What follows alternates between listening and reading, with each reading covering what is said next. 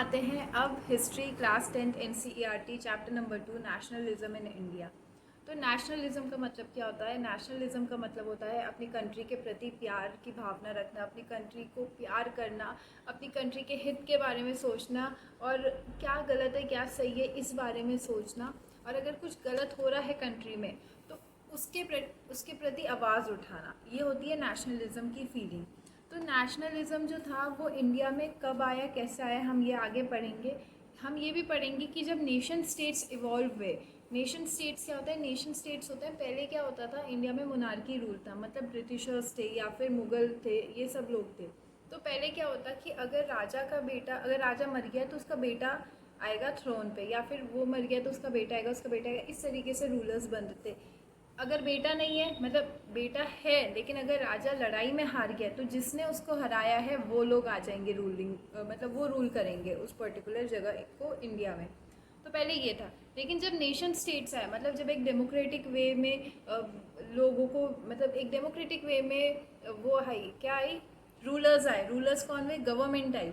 जब एक democratic government आई, जब नेशन स्टेट्स बना, तो क्या हुआ, लोगों की कॉमन आइडेंटिटी इवॉल्व होने लगी। कॉमन आइडेंटिटी मतलब हम लोग अलग नहीं हैं, हम सब एक हैं। पहले सबको लगता था राजाओं के रूल में कि ये इस मतलब कोई राजा ने अपना सिस्टम किया था, किसी ने अपना, किसी ने अपना। लेकिन जब एक गवर्नमेंट आई तो उसने क्या किया, उसने सबको एक बनाया, एक नेशनलिज्म की फीलिंग आई। ये जो फीलिंग हुई ये हुई सिंबल्स के थ्रू, आइकन्स के थ्रू, आइडियाज़ के थ्रू, सॉन्ग्स के थ्रू। अब सिंबल क्या हो गया, हमारा अशोका चक्र हो गया, हमारा नेशनल फ्लैग हो गया, आइकन्स हो गए, हमारी भारत माता हो गई, सॉन्ग्स हो गए, ये देश है वीर जवानों का, या फिर हमारा नेशनल एंथम, या फिर मतलब भारत के ऊपर जितने भी गाने हैं वो बनने लगे। इसके अलावा आइडियोलॉजीज़ आई जो बताती थी कि भारत जो है वो एक देश है, मतलब भारत में सब लोग हैं वो सेकुलरिज्म के साथ रह रहे हैं, भाईचारे के साथ रह रहे हैं। तो ये सब कुछ बढ़ने लगा, इस सबसे लोगों के बीच में सेंस ऑफ बिलोंगिंगनेस आई, एक कलेक्टिवनेस आई। तो इंडिया में ये सब कैसे डेवलप हुआ, या इंडिया में कैसे नेशनल मूवमेंट स्टार्ट हुआ, ये सब हम पढ़ेंगे हमारे इस आगे चैप्टर में। साथ ही में हम ये पढ़ेंगे कि किस तरीके से नेशनलिज्म है जो इंडिया में आया, तो उस टाइम क्या क्या चैलेंजेस हमें फेस करने पड़े। क्योंकि जब भी कोई चेंज आता है या फिर जब भी कोई नई चीज़ आती है, जब भी रिवॉल्यूशन आता है तो उसमें रिवॉल्ट भी होते हैं। जब रिवॉल्ट होते हैं तब रिवॉल्यूशन आता है, तो वो चैलेंजेस भी हम इस चैप्टर में पढ़ेंगे। बेसिकली इस चैप्टर में हम इंडिया के बारे में पढ़ेंगे। तो अब क्या होता है, अब कॉलोनीज़ भी बनने लगी। कॉलोनीज़ क्या होती है? कॉलोनीज़ होती है जब कोई डिफीटेड जो आर्मी होती है, डिफीटेड जो लोग होते हैं, प्रजा होती है, उन सबको, मान लो मुगल्स और ब्रिटिशर्स के बीच में लड़ाई हुई तो ब्रिटिशर्स ने मुगल्स को हरा दिया, तो मुगल्स जहाँ रहेंगे उनको कॉलोनीज़ कहते हैं। तो ये जो कॉलोनीज़ थी ये फॉर्म होने लगी। तो इन कॉलोनीज़ में जो लोग थे वो सप्रेस फील करने लगे खुद को। अब आप अगर किसी के कोई आप पे हुकूमत चलाए, कोई आपको बोले तुम बस मेरी बात मानो और किसी की ना मानो, तो आपको भी अजीब लगेगा ना, सप्रेस फील करोगे। ऐसे ये लोग भी सप्रेस फील करने लगे। तो अब क्या हुआ कॉलोनीज़ में, सोचिए क्या हुआ होगा। मैंने ये चीज़ आपको इसके पहले वाले चैप्टर में भी पढ़ाई है कि जब ये सीक्रेट सोसाइटीज़ बनी थी तो लोगों के अंदर विद्रोह की भावना जागी। उन लोगों का एक कॉमन पॉइंट था, वो ये था कि उन सभी को आज़ादी चाहिए थी और तभी रिवॉल्ट हुआ। इधर भी ऐसा ही हुआ, ये जितने भी कॉलोनीज़ में लोग थे ना, इनके अंदर विद्रोह की भावना जागी और एंटी कॉलोनियल मूवमेंट जो है वो स्टार्ट हुआ, जिसमें वो चाहते थे कॉलोनीज से हमें हटाया जाए, हम किसी के अंडर नहीं रहेंगे, हमें अपनी फ्रीडम चाहिए। उस फ्रीडम को पाने के लिए ये सब साथ में एकजुट हुए और इन्होंने सोचा कि हम लोग तो अपनी फ्रीडम लेके ही रहेंगे, और एंटी कॉलोनियल मूवमेंट यहाँ से स्टार्ट होता है। तो ये सभी के बीच ना एक कॉमन पॉइंट था। कॉमन पॉइंट क्या था? आज़ादी, कि इन सभी को आज़ादी चाहिए थी। इनके भले ही क्लास या फिर जो ग्रुप्स है या फिर जो आइडियाज़ है वो भले ही अलग हो, लेकिन इनका कॉमन पॉइंट सिर्फ एक था, वो ये था कि इनको आज़ादी चाहिए। तो ये था इंट्रोडक्टरी पार्ट। अब हम आगे पढ़ेंगे हमारे नेशनलिज्म इन इंडिया, और हम जाएंगे अपने यूनिट 1 की तरफ। तो अब हम आते हैं फर्स्ट यूनिट में जो है the first world war and nationalism. अब आपको याद होना चाहिए कि फर्स्ट वर्ल्ड वॉर कब लड़ा गया था और कहाँ लड़ा गया था, क्योंकि मैंने इससे पहले वाले चैप्टर में आपको ये बात बताई है। तो फर्स्ट वर्ल्ड वॉर है जो लड़ा गया था ब्रिटेन में, कहाँ पे, बाल्कन में। बाल्कन में क्या हुआ था कि जितनी भी कंट्रीज़ थी छोटी छोटी, वहाँ पे वो आपस में अपनी टेरिटरी बढ़ाने की लालच में लड़ाई लड़ना उन्होंने शुरू किया। तो इस वजह से क्या हुआ, पूरे यूरोप में लड़ाइयाँ शुरू हुई, जिससे फर्स्ट वर्ल्ड वॉर हुआ। फर्स्ट वर्ल्ड वॉर हुआ 1914 से 1918 में। इस वर्ल्ड वॉर के बाद ही नेशनलिज्म की फीलिंग जो है वो इंडिया में आई। तो अब क्या हुआ है कि फर्स्ट वर्ल्ड वॉर के चलते नेशनलिज्म की फीलिंग जो है वो स्ट्रांग होती है हमारी कंट्री में, क्योंकि जब फर्स्ट वर्ल्ड वॉर हुआ तो इससे इंडिया में इकोनॉमिक और पॉलिटिकल, ये दोनों जो चीज़ें थी ये दोनों बढ़ी। क्यों बढ़ी? क्योंकि जब वर्ल्ड वॉर हो रहा है, जब लड़ाइयाँ लड़ रहे हैं, तो अब लड़ाइयाँ लड़ेंगे तो उनको हथियार भी चाहिए, वॉर का सामान भी चाहिए। वो वॉर का सामान कैसे लाएं? तो अब इन्हीं वॉर के सामान के चलते ना जो ये इकोनॉमिक और पॉलिटिकल सिचुएशन है ये इंडिया में बढ़ जाती है, ये इंडिया में इंक्रीज़ हो जाती है, क्रिएट हो जाती है। तो क्या हो गया है, अभी सामान के लिए पैसा है नहीं, तो पैसा कैसे आएगा? टैक्स से आएगा। ब्रिटिशर्स को टैक्स कहाँ से लेना पड़ेगा? इंडिया की कॉलोनीज से। क्यों? क्योंकि हमारे यहाँ, आपको याद ही होगा, हमारे यहाँ ब्रिटिशर्स ने राज किया है, तो हम लोग क्या थे, हम कॉलोनीज़ में थे। तो उस टाइम पे ब्रिटिशर्स ने कहा कि इंडिया में टैक्स बढ़ाओ और वहाँ से जो पैसा आएगा उसको वॉर के लिए यूज़ करो। तो वो लोग क्या करते थे, वो वॉर के लिए लोन लेते थे बाहर से, ठीक है। इसके अलावा वो करते थे टैक्सेशन करते थे वो इंडिया में। तो इंडिया में क्या हुआ, इंडिया में जो जितनी भी सामान था, जो भी ज़रूरतमंद का सामान था, जो भी एसेंशियल्स थे, वो सभी बहुत महंगे हो गए, हाई प्राइस हो गया। 1913 से 1918 के बीच में इंडिया में डबल प्राइस हो चुके थे। मतलब मतलब एक सामान, मान लो ये पेन है ना, ये पेन भी आपको मिलेगा 50 रुपये का, इतना महंगा वहाँ सामान हो गया था। तो अब क्या हुआ, ये टैक्सेस बढ़ा दिए, तो अब लोगों के अंदर मतलब एक तरह से भूखमरी आ गई, ठीक है। क्यों आई? क्योंकि अभी क्रॉप्स का पैसा भी बढ़ गया है ना, क्लोथ्स का पैसा बढ़ गया है। अब जो एक आम इंसान है जो अपनी लाइफस्टाइल जी रहा था, वो बिल्कुल ख़राब हो गई उसकी लाइफस्टाइल, क्योंकि सामान जो है वो डबल हो चुका है ना, डबल डी रेट हो चुका है। अब क्या हुआ, ऐसे में जब प्राइस इंक्रीज़ हुआ तो लोगों के अंदर नेशनल मतलब विद्रोह की भावना आती है। देखो, विद्रोह की भावना तभी आती है जब लोगों पे अत्याचार होता है। अत्याचार होगा तभी लोगों को गुस्सा आएगा तभी विद्रोह की भावना आएगी। तो अब यही भावना जो है, यही भावना नेशनलिज्म लाएगी, यही भावना रिवॉल्यूशन लेके आएगी, यही भावना चेंज लेके आएगी। अब क्या हो गया है, मैंने आपको अभी तक बताया कि किस तरीके से वर्ल्ड वॉर जो था उसकी वजह से नेशनलिज्म की जो थी वो फीलिंग आ गई थी लोगों में, मतलब वर्ल्ड वॉर के बाद। लेकिन मैंने आपको ये भी बताया कि किस तरीके से प्राइसेस इंक्रीज़ हुए सब चीज़ों के, और इस वजह से ना एक हंगर हार्डशिप भी हो गई थी, क्योंकि क्रॉप फेलियर हो गया था, प्राइस इंक्रीज़ हो गए थे, एसेंशियल्स की कमी हो गई थी लोगों को। मतलब कमी तो नहीं हो गई थी, पर सप्लाई थी लेकिन डिमांड नहीं थी, क्योंकि डिमांड जो थी वो इसलिए नहीं थी क्योंकि पैसा बढ़ गया था, प्राइस इंक्रीज़ हो गए थे। अब ये सब जो हुआ, इसकी वजह से क्या हुआ, ये सभी लोग जो थे ये आपस में एक हो गए। मतलब ये सभी जो लोग थे जो कॉलोनीज़ में रह रहे थे, वो आपस में एक होना शुरू हो गए। उनके मन में नेशनलिज्म की एक भावना शुरू हो गई। भावना कैसे शुरू हुई? क्योंकि ये सब चाहते थे कि ये जितने भी लोग हैं ना, ये ब्रिटिशर्स हैं, ये चले जाए, मतलब वो फ्रीडम चाहने लग गए थे, ठीक है, वो यूनाइटेड होने लग गए थे। अब ऐसे में ये भी हो गया था कि वर्ल्ड वॉर के चलते जो आर्मी के सोल्जर्स थे वो कम पड़ गए ब्रिटेन के पास, क्योंकि ब्रिटेन तो एक छोटी सी कंट्री है, वहाँ आर्मी के सोल्जर्स कम पड़ गए। अब इनको थी आर्मी की ज़रूरत, तो इन्होंने आर्मी के लिए फिर देखा इंडिया की तरफ। अब यहाँ क्या हो रहा था, यहाँ हो रहा था फोर्स्ड रिक्रूटमेंट, मतलब इंसान की, मतलब मेरी मर्ज़ी के बिना मुझे कहा जा रहा है कि तुम जाओ और वॉर में लड़ो। मतलब मेरी मर्ज़ी नहीं है, मेरी फैमिली की मर्ज़ी नहीं है, लेकिन मुझे कह रहे हैं तुम लड़ो वॉर में। तो ये फोर्स्ड रिक्रूटमेंट जो था ये हो रहा था।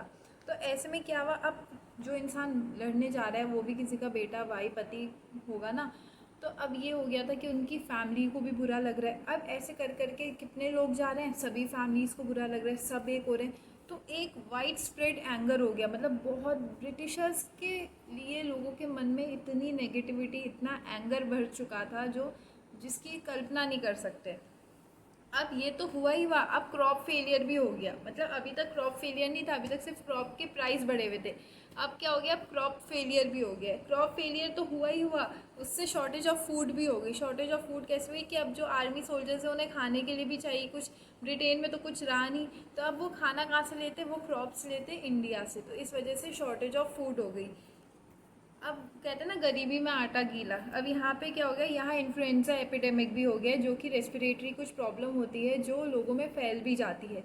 तो अब यहाँ ये भी हो गया, इस वजह से 12 to 13 million people died because of this influenza. तो अब क्या हो गया है, अब सब ये सब जो हो रहा है ये ब्रिटिशर्स की वजह से हो रहा है। तो सबके मन में ब्रिटिशर्स को लेके एक नेगेटिव इमेज बन चुकी थी, उनकी नेगेटिव भावना हो गई थी, और वो अब सब चाहते थे कि हम लोगों को आज़ादी दो, ये जो भी अत्याचार हो रहा है ये ख़त्म करो, अब हमें आज़ादी चाहिए।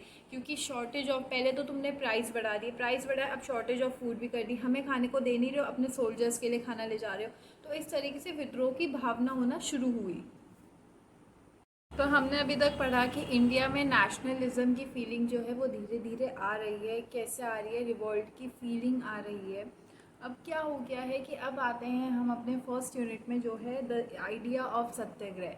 हम सभी जानते हैं आइडिया ऑफ सत्याग्रह किसने दिया था, महात्मा गांधी जी ने दिया था। महात्मा गांधी जी जो थे, जिन्होंने सोचा था कि हम अहिंसा से नहीं, मतलब हम हिंसा नहीं करेंगे, हम अहिंसा से अपनी लड़ाई लड़ेंगे, और वो लड़ाई थी सत्याग्रह की।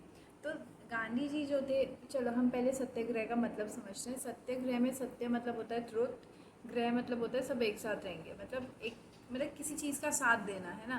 तो ये हो गया सत्याग्रह कि सत्य का साथ देना। तो अब जो गांधी जी जो थे वो 1915 में आए थे इंडिया वापस। उससे पहले वो साउथ अफ्रीका रहते थे, वहाँ वो लॉ की पढ़ाई कर रहे थे। साउथ अफ्रीका में क्या था कि वहाँ पे रेसिज्म जो था वो बहुत था, मतलब कि तू काला है मैं गोरा हूँ तो हम बड़े लोग हैं क्योंकि हम गोरे हैं, तुम काले हो तो तुम छोटे हो, ऐसा था वहाँ। बहुत ही ज़्यादा फेमस है ये बात तो कि साउथ अफ्रीका में रेसिज्म जो था वो भरा हुआ था। तो वहाँ पे उन्होंने सत्याग्रह की आइडियोलॉजी जो थी वो अपनाई थी। वहाँ उन्होंने ये लड़ाई लड़ी थी कि रेसिज्म जो है इसको हटा देना चाहिए। तो उस लड़ाई को लड़के जो उन्होंने सत्याग्रह की उन्होंने जो आइडियोलॉजी थी वो उसमें वो और ज़्यादा ही, मतलब उनको लगा कि ये बिल्कुल सही चीज़ है जो मैं कर रहा हूँ ना, मतलब मैं हिंसा नहीं करके, लड़ाई वड़ाई नहीं करके, वॉर से नहीं बल्कि सत्याग्रह से अंग्रेज़ों को भगाऊंगा। तो यही आइडियोलॉजी जो है वो इंडिया में लेके आ गए, और उन्होंने इंडिया में इस आइडियोलॉजी को अपनाया, इंडियंस ने इस आइडियोलॉजी को अपनाया। और अब हम देखते हैं कि सत्याग्रह में क्या क्या ऐसे पॉइंट्स आते हैं जो गांधी जी ने समझे, और गांधी जी की क्या फ़िलॉसफी रही सत्याग्रह को लेके। तो सत्याग्रह एक बहुत इम्पॉर्टेंट टॉपिक है आपकी इस हिस्ट्री की बुक में, और आप बिल्कुल याद रखिए कि सत्याग्रह जो है वो किसने किया, गांधी जी ने किया, गांधी जी कहाँ से कब आए, ये याद रखिए। और सत्याग्रह में उनकी क्या आइडियोलॉजी थी, मतलब सत्याग्रह हमें पता है कि सच का साथ देना है, लेकिन कैसे देना है, ये सभी चीज़ें अब हम पढ़ेंगे, और आप भी इसको बिल्कुल ध्यान से समझिए। हमने अभी तक देखा कि किस तरीके से नेशनलिज्म की फीलिंग जो है वो लोगों में आई, किस तरीके से आई, क्योंकि अब सब ना एकजुट हो रहे थे, सबका लड़ाई का मोटिव एक था। तो किस तरीके से कलेक्टिव बिलोंगिंगनेस लाई गई वो अब हम इस वीडियो में पढ़ेंगे। तो क्या होता है कि अब ना नेशनलिज्म की जो फीलिंग है वो हर किसी के अंदर थोड़ी बहुत आ चुकी है। कैसे आ गई है, क्योंकि सबने एक्सपीरियंस देखा है ऑफ यूनाइटेड स्ट्रगल, मतलब सबने मिलके देखो स्ट्रगल जो भी था हमारा हमारा इंडिपेंडेंस का, वो सबने साथ में किया। चाहे वो अंबेडकर जी हों, चाहे वो महात्मा गांधी हों, चाहे वो जवाहरलाल नेहरू जी हों, इन सब ने मिल के स्ट्रगल किया है। किसी ने भी अगर कोई भी अकेला होता, अगर अंबेडकर ना होते तो कुछ नहीं होना था, या फिर अगर महात्मा गांधी ही ना होते तो भी कुछ नहीं होना था। तो ये स्ट्रगल जो था ये ना ही इन लीडर्स ने मिलके किया, बल्कि उन लोगों ने भी, जैसे पुअर पीजेंट्स हो गए, रिच फार्मर्स हो गए, सबका स्ट्रगल था। ठीक है, तो अब क्या है कि इससे इन सब का मोटिव यही था कि ब्रिटिशर्स को बाहर निकालो। तो ये यूनाइटेड थे कहीं ना कहीं। ठीक है, अब क्या था, अब इन लोगों को यूनाइट करने के लिए और नेशनलिज्म की फीलिंग लाने के लिए कुछ चीज़ें, कुछ स्टेप्स लिए गए। ये हमने पहले भी फर्स्ट चैप्टर में पढ़े हैं कि यूरोप में जैसे कई कितने स्टेप्स लिए गए, फॉक टेल्स आई, डांस आया, उसी तरीके से यहाँ हिस्ट्री, फिक्शन, फॉक टेल्स हो गई, सॉन्ग, सिम्बल्स, इन सभी के थ्रू एक कल्चर बनाने की कोशिश करी गई, बताने की कोशिश की गई है कि आप सब इंडियन हैं। ठीक है, तो अब इमेज ऑफ भारत माता आती है। भारत माता मैंने आपको पहले भी बताया था कि जर्मनी में, अगर आपको याद हो, यूरोप का जब हम पढ़ रहे थे तो जर्मनी में जर्मेनिया की एक इमेज आई थी जो क्राउन पहनती थी ओक लीव्स का। तो ऐसे ही यहाँ भारत माता जो है, भारत माता की इमेज बनाई गई बाय बंकिम चंद्र चट्टोपाध्याय। ठीक है, इन्होंने ये इमेज बनाई। वंदे मातरम इस गाने का यूज़ किया गया एज अ सॉन्ग। हम बोलते हैं ना वंदे मातरम, ये हमारा नेशनल सॉन्ग बना। इस सॉन्ग के थ्रू थोड़ा नेशनलिज्म लाने की कोशिश की गई। ठीक है, साथ ही में रविंद्रनाथ टैगोर ने प्रिंटेड एन इमेज, ठीक है, आपकी बुक में भी है वो इमेज, भारत माता की उन्होंने इमेज बनाई। इसको एस्थेटिक इमेज, एस्थेटिक फिगर बोलेंगे। ये काम है, कंपोज है, डिवाइन है, स्पिरिचुअल है। मतलब उन्होंने भारत माता को एक बहुत ही काम लेडी के तरीके से, जैसे जर्मेनिया जो है वो हीरोइज्म का प्रतीक बताई जाती है क्योंकि उनके सर पे ओक लीव्स हैं, तो यहाँ पे भारत माता जो है वो एक काम, कंपोज, डिवाइन और स्पिरिचुअल फिगर बताई गई बाय रविंद्रनाथ टैगोर। तो ये सारी चीज़ें देखो, ये this is a very important topic जिसमें आपको ये पूछा जाएगा कि नेशनलिज्म की फीलिंग इंडिया में कैसे लाई गई है ना, जैसे यूरोप में या फिर जर्मनी में या इटली में, ऐसे ही आपको यहाँ के लिए भी पूछा जा सकता है कि कैसे लाई गई। तो आपको ये सभी चीज़ें सब जगह सेम है, बस थोड़े नाम अलग है, थोड़ी टेक्निक अलग है। तो हमने अभी तक पढ़ा था सत्याग्रह मूवमेंट जो था वो किस तरीके से इंडिगो पीजेंट्स के लिए किया गया और किस तरीके से जो उन्हें कंपनसेशन मिल रहा था वो उसको थोड़ा सा बढ़ा दिया गया। पूरी तरीके से नहीं बढ़ा या सफिशेंट अमाउंट पे नहीं बढ़ा, लेकिन थोड़ा बहुत बढ़ गया था। तो अब जो दूसरा मूवमेंट था वो हुआ 1917 में गुजरात में। मैंने आपको ये चीज़ पहले भी बताई कि किस तरीके से जब टैक्स बढ़ा तो क्रॉप फेलियर भी हो गया था, है ना। तो वही क्रॉप फेलियर के चलते जो ये पीजेंट्स थे इनके लिए सत्याग्रह किया गांधी जी ने। क्यों किया? क्योंकि अभी क्रॉप फेलियर तो था ही, और जितनी थोड़ी बहुत जो क्रॉप थी वो भी जा रही थी ब्रिटेन में। तो इस क्रॉप फेलियर के लिए उन्होंने करा सत्याग्रह, कहाँ पे? गुजरात में। इसके बाद अगला सत्याग्रह हुआ 1918 में हमारे अहमदाबाद में किसके अगेंस्ट हुआ? कॉटन मिल्क ओनर्स के अगेंस्ट।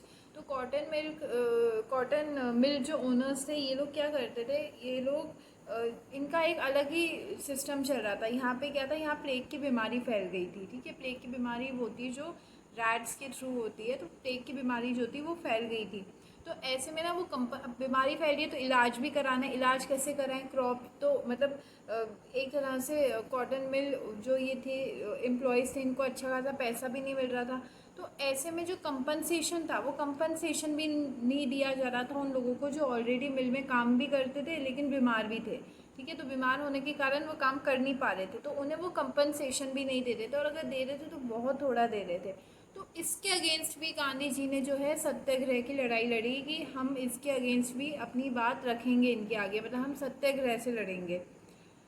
तो अब क्या हो रहा है ना, देखो कहीं पे गांधी जी को, हमें पता है at the end of the day Bharat आज़ाद हो गया था, लेकिन ये सभी लड़ाइयाँ जो थी, ये जो शुरू में लड़ी गई, इसमें कुछ फेल भी हुए, कुछ पास भी हुए, कुछ थोड़ा पास हुए, कुछ थोड़ा फेल हुए। तो ये सभी लड़ाइयाँ जो थी ये सत्याग्रह की लड़ाइयाँ थी, और यही सत्याग्रह की लड़ाइयाँ आगे जाके हमारे देश को आज़ादी दिलाएगी।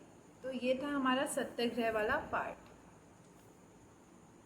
तो अभी तक मैंने आपको बताया कि किस तरीके से गांधी जी ने सत्याग्रह का साथ लेके, सत्याग्रह के साथ नॉन वायलेंस तरीके से लोगों की मदद करी और रिवॉल्यूशन लाने की कोशिश हुई। अब क्या आता है, हम आते हैं अब अपने नेक्स्ट, मतलब हमारे सेम यूनिट के नेक्स्ट पार्ट में जो है द रॉलेट एक्ट। इस पार्ट में आपको जलियांवाला बाग, खिलाफत मूवमेंट, रॉलेट एक्ट, इन सब के बारे में पढ़ने को मिलेगा। तो पहले हम आएंगे the Rowlatt act.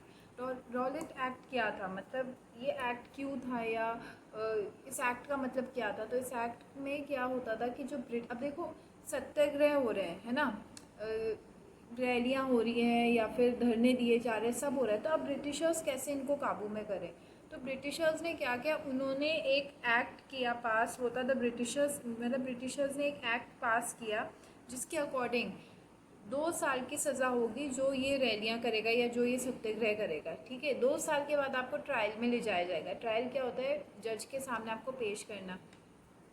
Law system के अकॉर्डिंग तो ये होता है कि 24 घंटे बाद आपको जज के सामने आपकी पेशी होती है, तब आपको पता चलता है, मतलब एक फेयर डिसीजन होता है कि ये गलत है या ये सही है, इसको मतलब सही तौर पे इसको अरेस्ट किया या गलत तौर पे।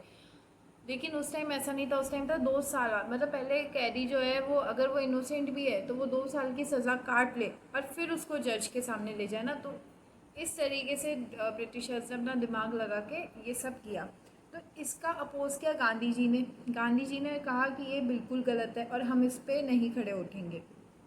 तो ऐसे में क्या होता है कि 6 अप्रैल 1919 में गांधी जी कहते हैं कि हम रॉलेट सत्याग्रह करेंगे, मतलब इसके अगेंस्ट हम सत्याग्रह करेंगे तो नॉन वायलेंस तरीके से करेंगे। तो कैसे होगा, रैली और स्ट्राइक्स ये सब जो है डिफरेंट पार्ट्स ऑफ कंट्रीज़ में निकलने लग गई, ठीक है, इनके ब्रिटिशर्स के अगेंस्ट। तो ऐसे में अब ब्रिटिशर्स कैसे, मतलब कैसे अब लोगों को चुप कराएं, कैसे उनको बोले कि तुम मत करो, ये विनती तो कर ही नहीं सकते थे ना। तो इन्होंने क्या किया, फायर्ड पीसफुल प्रोसेशन, ये किया इन्होंने। इसमें क्या किया इन्होंने कि जैसे हम सत्याग्रह में बैठे हैं तो ब्रिटिशर्स ने क्या किया कि ब्रिटिशर्स आते हैं और गोलियां चलाना शुरू कर देते हैं, मतलब खुलेआम फायरिंग शुरू हो गई थी कि जो सत्याग्रह में बैठेगा वो मरेगा, ये बात हो गई थी। इससे लोग बहुत डर गए थे। तो ये था द रॉलेट एक्ट। अब हम आगे जाएंगे जो है Jallianwala Bagh incident, which is a very famous incident in our Indian history. और अब हम इस इंसिडेंट के बारे में पढ़ेंगे। तो आई होप आपको रॉलेट एक्ट अच्छे से समझ आया हो। इसमें एक डेट इम्पॉर्टेंट है, वो है कि रॉलेट सत्याग्रह कब रखा गया, वो है 6 अप्रैल 1919। क्यों रखा गया, क्योंकि ये जो डिसीजन, ये जो एक्ट पास किया था ब्रिटिशर्स ने कि हम लोग जो है 2 साल का सज़ा मिलेगी इसके अगेंस्ट। तो आप इसको एक कहानी की तरह समझेंगे ना तो आपको याद हो जाएगा।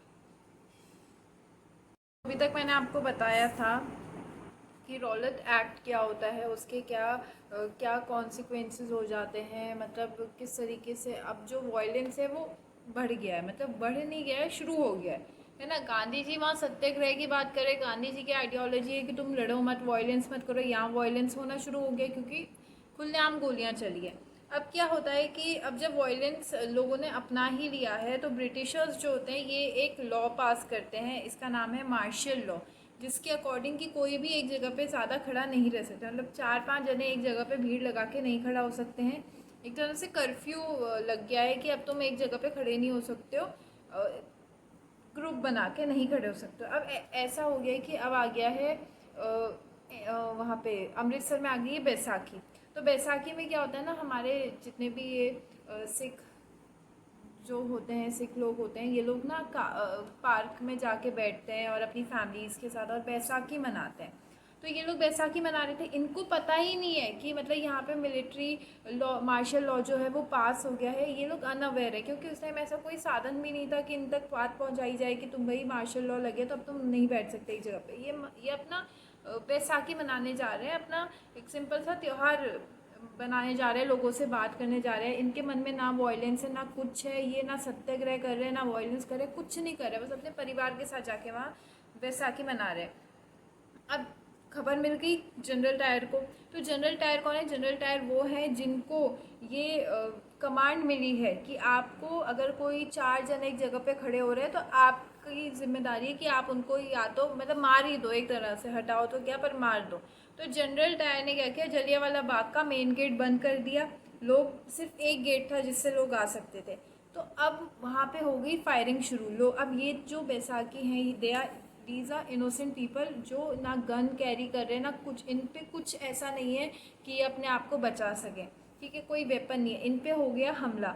ऐसे करके जलियांवाला बाग का इंसिडेंट जो था वो इतना ख़तरनाक और इतना डरावना इंसिडेंट माना गया क्योंकि वहाँ पे एक कुआं भी, कहते कि कुआं भी था, लोगों ने अपनी जान बचाने के लिए उसमें कूद रहे थे और वो इतना, मतलब कुएं में भी लोग इस तरीके से कूदे कि जो नीचे वाला इंसान था वो भी दब के मर गया। तो इस तरीके से वहाँ कोई नहीं बचा, सारे बूढ़े बच्चे सब मर गए। क्यों मरे, क्योंकि वो लोग वहाँ बैसाखी एंजॉय कर रहे थे। क्यों मरे, क्योंकि अभी जो था वॉयलेंस शुरू हो गया था। नेशनलिज्म की लड़ाई में मैंने आपको कहा था कॉन्सिक्वेंसेस बहुत आए, तभी तो कहते हैं हमारे फ्रीडम फाइटर्स रहे ये सभी। तो हमारे कॉन्सिक्वेंसेस बहुत आए और इसी तरीके से लोग मरे, फिर हमारे फ्रीडम फाइटर्स जो थे वो मरे। तो ये था हमारा जलियांवाला बाग का। अब हम आगे पढ़ेंगे। तो अभी तक मैंने आपको बताया कि किस तरीके से जलियांवाला बाग इंसिडेंट हुआ। अब क्या हुआ, जलियांवाला बाग में जिन लोगों के घर वाले मरे, जिन लोगों के माँ बाप या फिर भाई बेटा ये सब मरे, इन सभी लोगों ने आक्रोश जताया, इन सभी लोगों ने वॉयलेंस अपनाया, ठीक है। तो अब क्या हो गया है, अब हम आते हैं खिलाफत की तरफ। अब देखिए खिलाफत भी इससे इंटरकनेक्टेड है। ये तीनों मूवमेंट जो है एक दूसरे से इंटरकनेक्टेड है। तो अभी जैसे हम लोग देखें तो रॉलेट एक्ट जो था उसमें वायलेंस शुरू हुआ है ना, उसकी वजह से ये मिलिट्री मार्शल लॉ पास किया गया। मार्शल लॉ पास किया तो इसी वजह से जो है जलियांवाला बाग में लोग मरे। अब लोग मरे तो वही लोग जो है वो कह रहे हैं कि हमको हमारे लोगों को कैसे मार दिया, वो अपना आक्रोश जता रहे वायलेंस के नाम पे, मतलब वायलेंस के क्या कहेंगे, वायलेंस के थ्रू वायलेंस के थ्रू अपना आक्रोश जता रहे। तो अब क्या हो गया ना, वर्ल्ड वॉर 1 जो है, वर्ल्ड वॉर 1 ख़त्म हो गया। तो वर्ल्ड वॉर 1 के बाद जो कि एक राजा है, मतलब खलीफा एक राजा हैं। तो जो ये खलीफा राजा थे, ये थे टर्की के राजा। टर्की के राजा कौन थे? ये ऑटोमन एम्पायर जो था ना, मैं आपको कह रही हूँ ना, देखिए ऑटोमन एम्पायर ना तीसरी बार यूज़ हो रहा है वापस से। तो ऑटोमन एम्पायर के जो राजा थे खलीफा, ये हार गए थे वर्ल्ड वॉर 1 में, हार गए थे ये। तो अब क्या हुआ, अब इनके अगेंस्ट ऐसा कहा जा रहा था कि एक रूमर थी कि हार्श ट्रीटी जो है वो इम्पोज की जाएगी।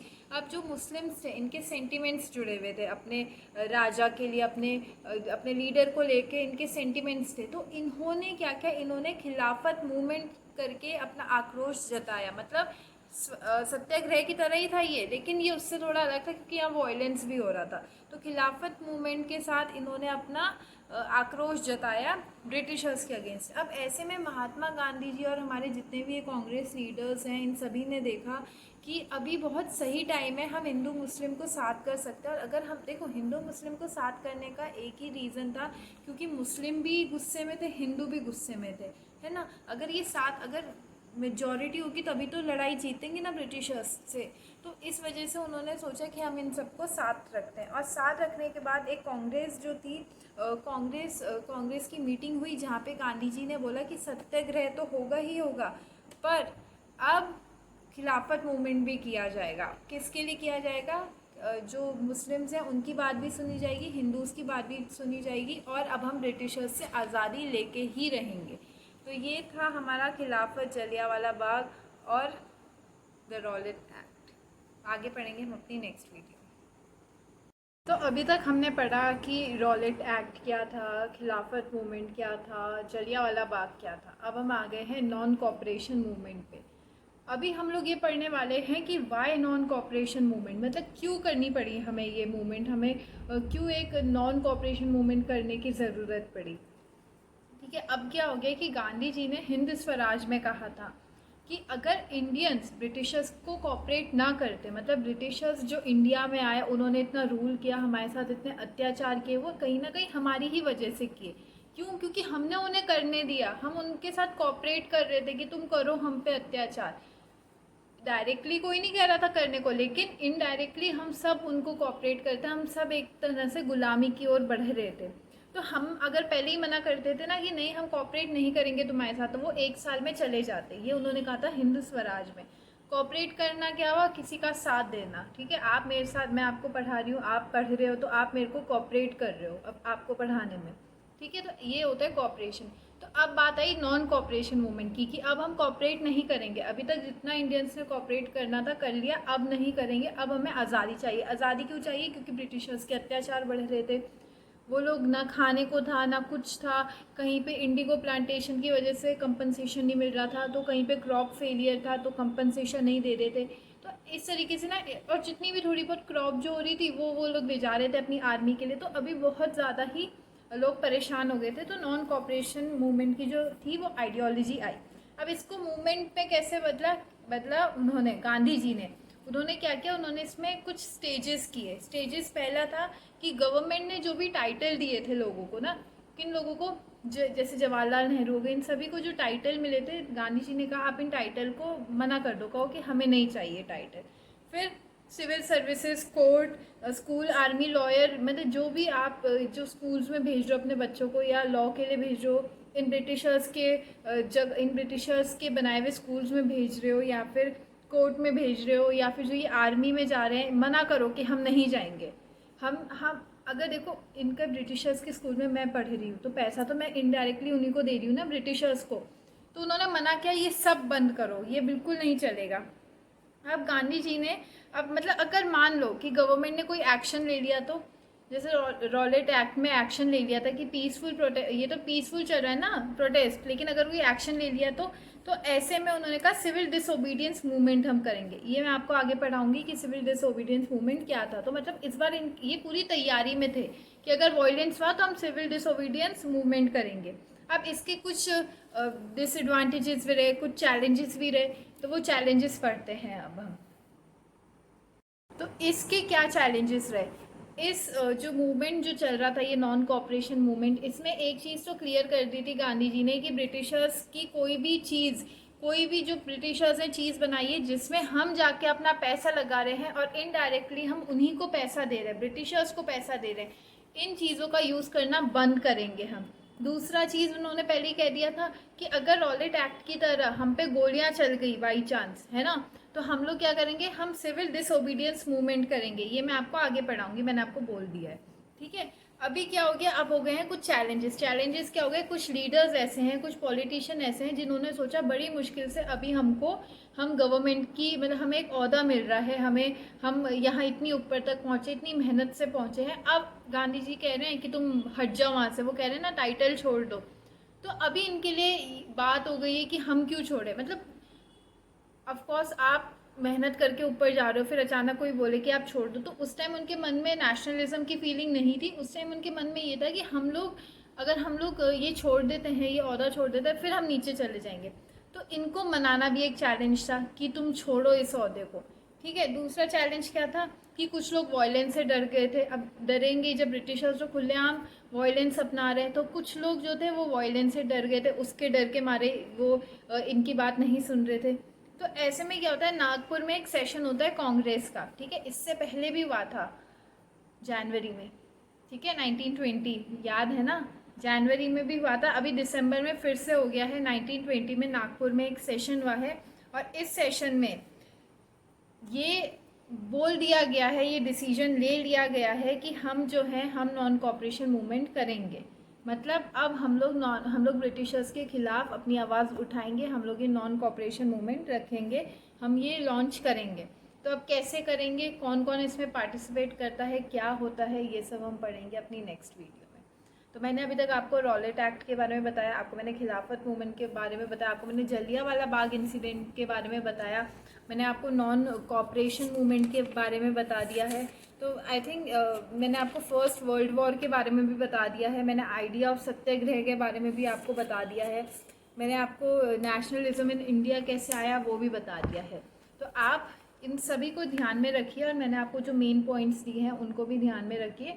अब हम बढ़ेंगे आगे, जो कि है हमारा यूनिट नंबर 2, यूनिट नंबर 2 में बढ़ेंगे अब हम। तो अब नॉन कॉपरेशन मूवमेंट स्टार्ट हो गया है, जनवरी 1921 से नॉन कॉपरेशन मूवमेंट स्टार्ट हो गया है। तो अब ये शुरू हो गया, तो इसमें क्या क्या हो गया, मतलब क्या क्या चैलेंजेस फेस किए, क्या क्या चीज़ें हो रही थी, वो सब हम पढ़ेंगे। तो अभी क्या हो गया था कि सब लोग इसमें ना साथ हो गए थे, मतलब जितने भी लोग थे पार्टिसिपेट, मतलब बहुत सोशल ग्रुप्स ने इसमें पार्टिसिपेट किया, अलग अलग जगह से लोग पार्टिसिपेट कर रहे थे, लेकिन सबके मोटिव अलग थे। स्वराज को लेके सबकी भावना या सबका मोटिव अलग था। भावना एक थी कि हम लोगों को आज़ादी चाहिए, ये सबका सिमिलैरिटी थी, लेकिन जो इनकी सोच थी कि हमको किस चीज़ से आज़ादी चाहिए वो सब अलग था इन लोगों का ना। तो स्वराज का मतलब और मोटिव सबके लिए अलग था। अब क्या है, द मूवमेंट जो है वो टाउन्स में शुरू हो चुकी है, टाउन्स में शुरू हुई है मिडिल क्लास के थ्रू, ठीक है। मिडिल क्लास पार्टिसिपेशन कैसे हुआ, क्योंकि जो बच्चे हैं अब उन्होंने पढ़ना छोड़ दिया है, क्योंकि गांधी जी ने बोला था कि स्कूल्स बॉयकॉट करो, है ना, ब्रिटिशर्स ने जो ये स्कूल्स इंस्टीट्यूशन बनाई इन्हें छोड़ दो। स्टूडेंट्स ने भी छोड़ दिया, टीचर्स ने भी छोड़ दिया, स्टूडेंट्स ने पढ़ना छोड़ दिया, टीचर्स ने पढ़ाना छोड़ दिया, ठीक है। लॉयर्स ने प्रैक्टिस करना बंद कर दिया है, ठीक है। कोर्ट जो थे, क्योंकि देखो लॉ, अगर कोर्ट में भी तुम कोई सुनवाई करो या कुछ भी करो तो उसमें भी जो पैसा आएगा वो भी तो ब्रिटिशर्स पे जाएगा ना। तो लॉयर्स ने कोर्ट में सुनवाई करना भी बंद कर दिया, ठीक है। इलेक्शंस बायकॉट हो गए, इलेक्शंस भी बोल दिया कि हम अब इलेक्शंस नहीं कराएंगे। तो ऐसे में क्या होता है, एक जस्टिस पार्टी है मद्रास की, ये नॉन ब्राह्मण्स की पार्टी है। मतलब पहले क्या था, कास्ट सिस्टम था, तो ब्राह्मण्स को सबसे ऊपर रखा जाता था, लेकिन अभी क्या हो गया है कि ये जो जस्टिस पार्टी है बड़ी मुश्किल से ये इलेक्शन लड़ने जा रही है। तो इन्होंने बोला कि हम तो इलेक्शन से पीछे नहीं हटेंगे, मतलब हम बॉयकॉट नहीं करेंगे। क्यों? क्योंकि अभी तक ब्राह्मण्स पावर में है। अब अगर हम पावर में आ जाते हैं तो हमारे लिए ही अच्छा है ना। तो हम लोग मतलब वो नॉन कॉपरेशन मूवमेंट का साथ दे रहे हैं, वो स्वराज के लिए तैयार हैं, लेकिन वो ये कह रहे हैं कि अभी हमारा ये मौका है, हम इसे नहीं छोड़ेंगे। ठीक है। अब क्या हो गया है कि इससे इकोनॉमी में इम्पैक्ट आ गया। किसकी इकोनॉमी में? ब्रिटिशर्स की इकोनॉमी में। कैसे आया वो मैं बताती हूँ कि फॉरेन गुड्स जो थे वो बॉयकॉट होने लग गए। फॉरेन गुड्स कोई ले नहीं रहा था, ठीक है ना। ब्रिटिशर्स से, ब्रिटिशर्स की जितनी भी ये सामान था, जितना भी ये ब्रिटिशर्स गुड्स ला रहे थे, इंपोर्ट कर रहे थे, वो सब लोगों ने लेना बंद कर दिया था। खादी जो थी लोग उसका यूज़ कर रहे थे। अब कपड़ों की जगह ना लोग खादी पहनना, मतलब ब्रिटिशर्स के कपड़ों की जगह लोगों ने इंडियन खादी पहनना शुरू कर दिया। ठीक है। ये जो लिकर्स की शॉप थी, दारू की दुकान जो थी, ये भी बॉयकॉट होने लगी, क्योंकि ये भी गलत चीज़ थी जो इंडियंस नहीं चाहते थे कि हमारी सोसाइटी में फैले। तो उन्होंने लिकर्स की शॉप को भी बंद कर दिया। तो अब क्या हो गया है, अब हम आ गए हैं limitations of civil disobedience movement. मैंने आपको पहले भी कहा, अगर कोई चीज़ शुरू हो रही है तो उसके कुछ चैलेंजेस, कुछ लिमिटेशंस भी होंगी। तो अब क्या हो गया था, अब ग्रुप्स में, इंडिविजुअल्स में लड़ाइयाँ शुरू हो गई। लड़ाइयाँ भी नहीं, पर एक तरह के से ओपिनियन मैच नहीं कर रहे थे। तो क्या हो गया, कांग्रेस लीडर्स जो थे वो सोचते थे कि दलित्स को हम लोग अपने साथ ना जोड़े, क्योंकि कांग्रेस उस टाइम पे, कुछ कांग्रेस लीडर्स जो थे वो थोड़ा ना हिंदू ओरिएंटेड थे। मतलब कि हिंदूज को ही जोड़ के रखो। अगर दलित्स आ गए तो कोई हिंदू को बुरा ना लगे, या फिर कास्ट सिस्टम तो बहुत पहले से चला आ रहा था उस टाइम पे। तो कास्ट की वजह से उन्होंने दलित्स को सोचा कि हम दलित्स को नहीं रहेंगे, मतलब दलित्स नहीं रह सकते हमारे साथ मूवमेंट में ना। तो ऐसे में क्या होता है, हाई कास्ट जो हिंदू थे कि वो अपोज करेंगे। तो ऐसे में अंबेडकर जी और गांधी जी के बीच में भी बहस होनी शुरू हो गई। तो गांधी जी लेकिन कांग्रेस को अपोज कर रहे थे। वो ये कह रहे थे कि तुम गलत बोल रहे हो, कि ये क्या मतलब है कि दलित को नहीं रहने दो, ऐसे तो और 100 साल लग जाएंगे लड़ाई लड़ने में, जब तुम यही हरकतें करोगे कि तुम दलित को रहने दो या तुम हिंदू को रहने दो। ऐसे नहीं होता ना, सबको साथ में लेके चलना है।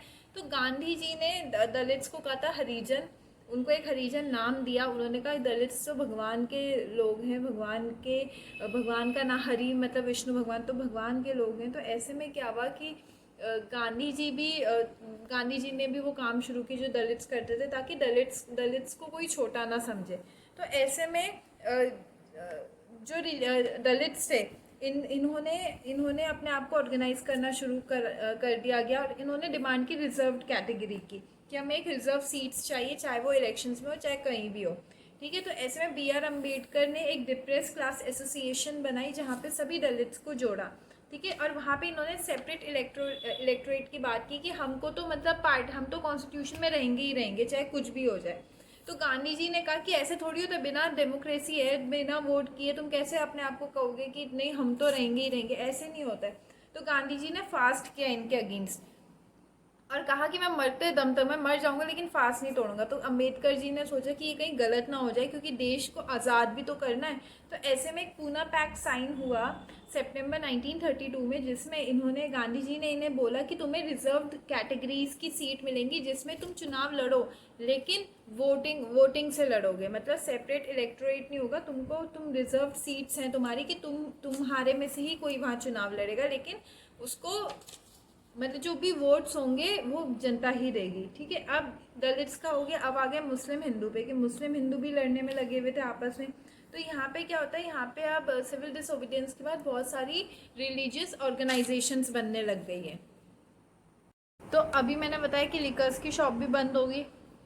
लिकर की शॉप बंद हुई तो ये क्या करते थे, ये लोग जितना भी फॉरेन, जैसे हम लोगों का क्या होता है ना, हम लोगों को अगर जैसे क्या होती है, जैसे दो पॉलिटिकल पार्टीज़ हैं, तो जो गवर्नमेंट है ना, गवर्नमेंट अगर कुछ गलत कर रही है या लोगों को लगता है ये गलत कर रहे हैं, तो लोग क्या करते हैं, चौराहे पे आके धरना देते हैं।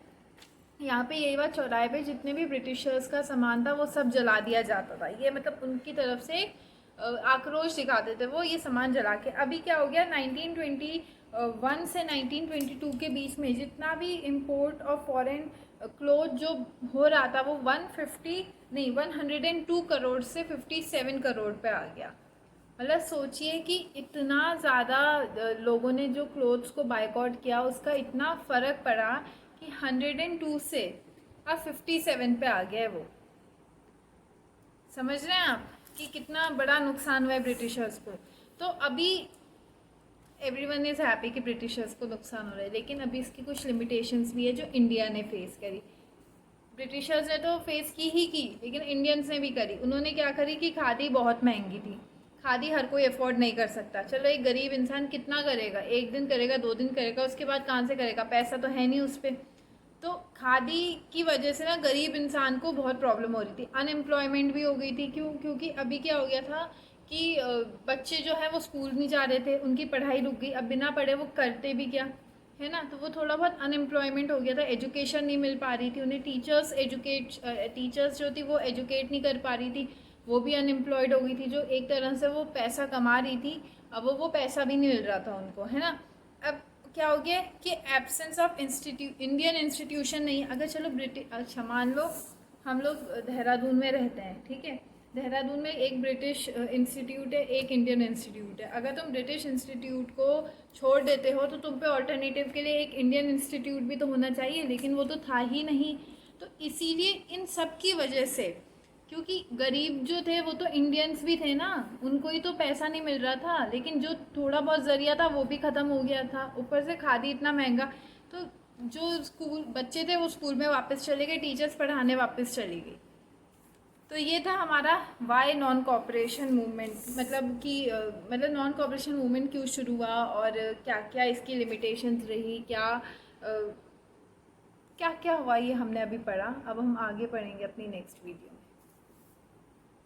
अब हम आगे प्लांटेशन की तरफ। प्लांटेशन के लोग जो हैं वो भी नॉन कॉपरेशन मूवमेंट में हिस्सा ले रहे हैं। अब आप देखिए हर कोई ब्रिटिशर्स से इतना परेशान है कि हर कोई नॉन कॉपरेशन मूवमेंट में हिस्सा ले रहा है, हर कोई अपनी लड़ाई लड़ रहा है। लेकिन यहाँ पे थोड़ा डिफरेंट है सीन। यहाँ पे क्या है, यहाँ पे एक एक्ट चल रहा है, वो है 1859 से चला आ रहा है, इंग्लैंड इमिग्रेशन एक्ट। इसके चलते क्या है कि अगर किसी वर्कर को प्लांटेशन फील्ड दे दी गई है तो वो उस प्लांटेशन फील्ड से बाहर नहीं जा सकता है। वो कहीं और अपने घर या फिर अगर वो कहीं से भी लाया गया उसको उस प्लांटेशन फील्ड में ही रहना है। तो प्लांटेशन के वर्कर्स जो थे, इनका क्या मुद्दा था, सबका एक अलग एजेंडा था, पर इनका एजेंडा था राइट टू मूव फ्रीली, मतलब वो कहीं भी आ जा सके, उनको ये बंदिश ना हो। ठीक है। तो ऐसे में क्या होता है कि जब नॉन कॉपरेशन मूवमेंट चल रहा है, अब गांधी जी का राज आ गया, ऐसा ये समझते थे कि गांधी राज आ गया है तो अब हम लोग फ्रीली मूव कर सकते हैं। तो ये इन्होंने सोचा हम भी अपने घर चले जाते हैं, पर ये अपने घर पहुंचे नहीं। क्यों नहीं पहुंचे? क्योंकि बीच में पुलिस ने इन्हें देख लिया, पुलिस ने इन्हें पकड़ लिया और इन्हें खूब मारा। क्यों? क्योंकि ये एक्ट के विरोध मतलब एक्ट के अगेंस्ट गए ना, ये लोग अपने घर जाने का सोच रहे थे, अपने घर जा रहे थे, तो इसीलिए पुलिस ने इन्हें खूब मारा। अब क्या हो गया, इसने अब ये इमोशनल हो गए, मतलब इमोशंस आ गए ना कि आपको आपके घर ही नहीं जाने दिया जा रहा है, तो वो एक इमोशन आ गया है।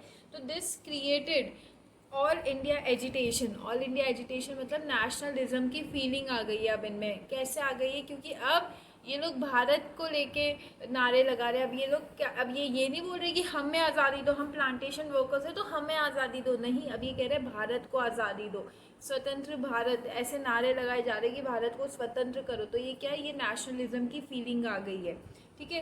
लेकिन अब क्या हो गया है, अभी ये सब हो गया, ठीक है, प्लांटेशन वगैरह सब हो गया, ये सब लोग मतलब सब लोग नेशनलिज्म की फीलिंग भी ला रहे हैं, सब हो गया। लेकिन अभी क्या होता है, अब हो जाता है ये non cooperation movement called off, मतलब इसको बंद कर देते हैं। क्यों बंद कर देते हैं? क्योंकि छावी चौरा जो कि यूपी में है, इधर क्या होता है, इधर 1992 में यहाँ पे क्या हो रहा है कि छावी चौरा में 1992 में जो एक पुलिस है, पुलिस क्या करती है, पुलिस की पूरी पुलिस स्टेशन जला दी जाती है। यहाँ पे पुलिस स्टेशन को पूरी तरीके से जला दिया जाता है, जिस वजह से इतना आतंक फैल गया है। अभी ना कोई भी रुक नहीं रहा है। अब क्या हो रहा है, अब वायलेंस हो रहा है, अब आतंकी हमले हो रहे हैं। तो ये नॉन कॉपरेशन जो मूवमेंट था, जो शांति से होना था, अब ये शांति से नहीं हो रहा, इसीलिए गांधी जी ने इसको कॉल्ड ऑफ कर दिया, मतलब मना कर दिया कि अभी रुक जाओ, तुम तो थम जाओ।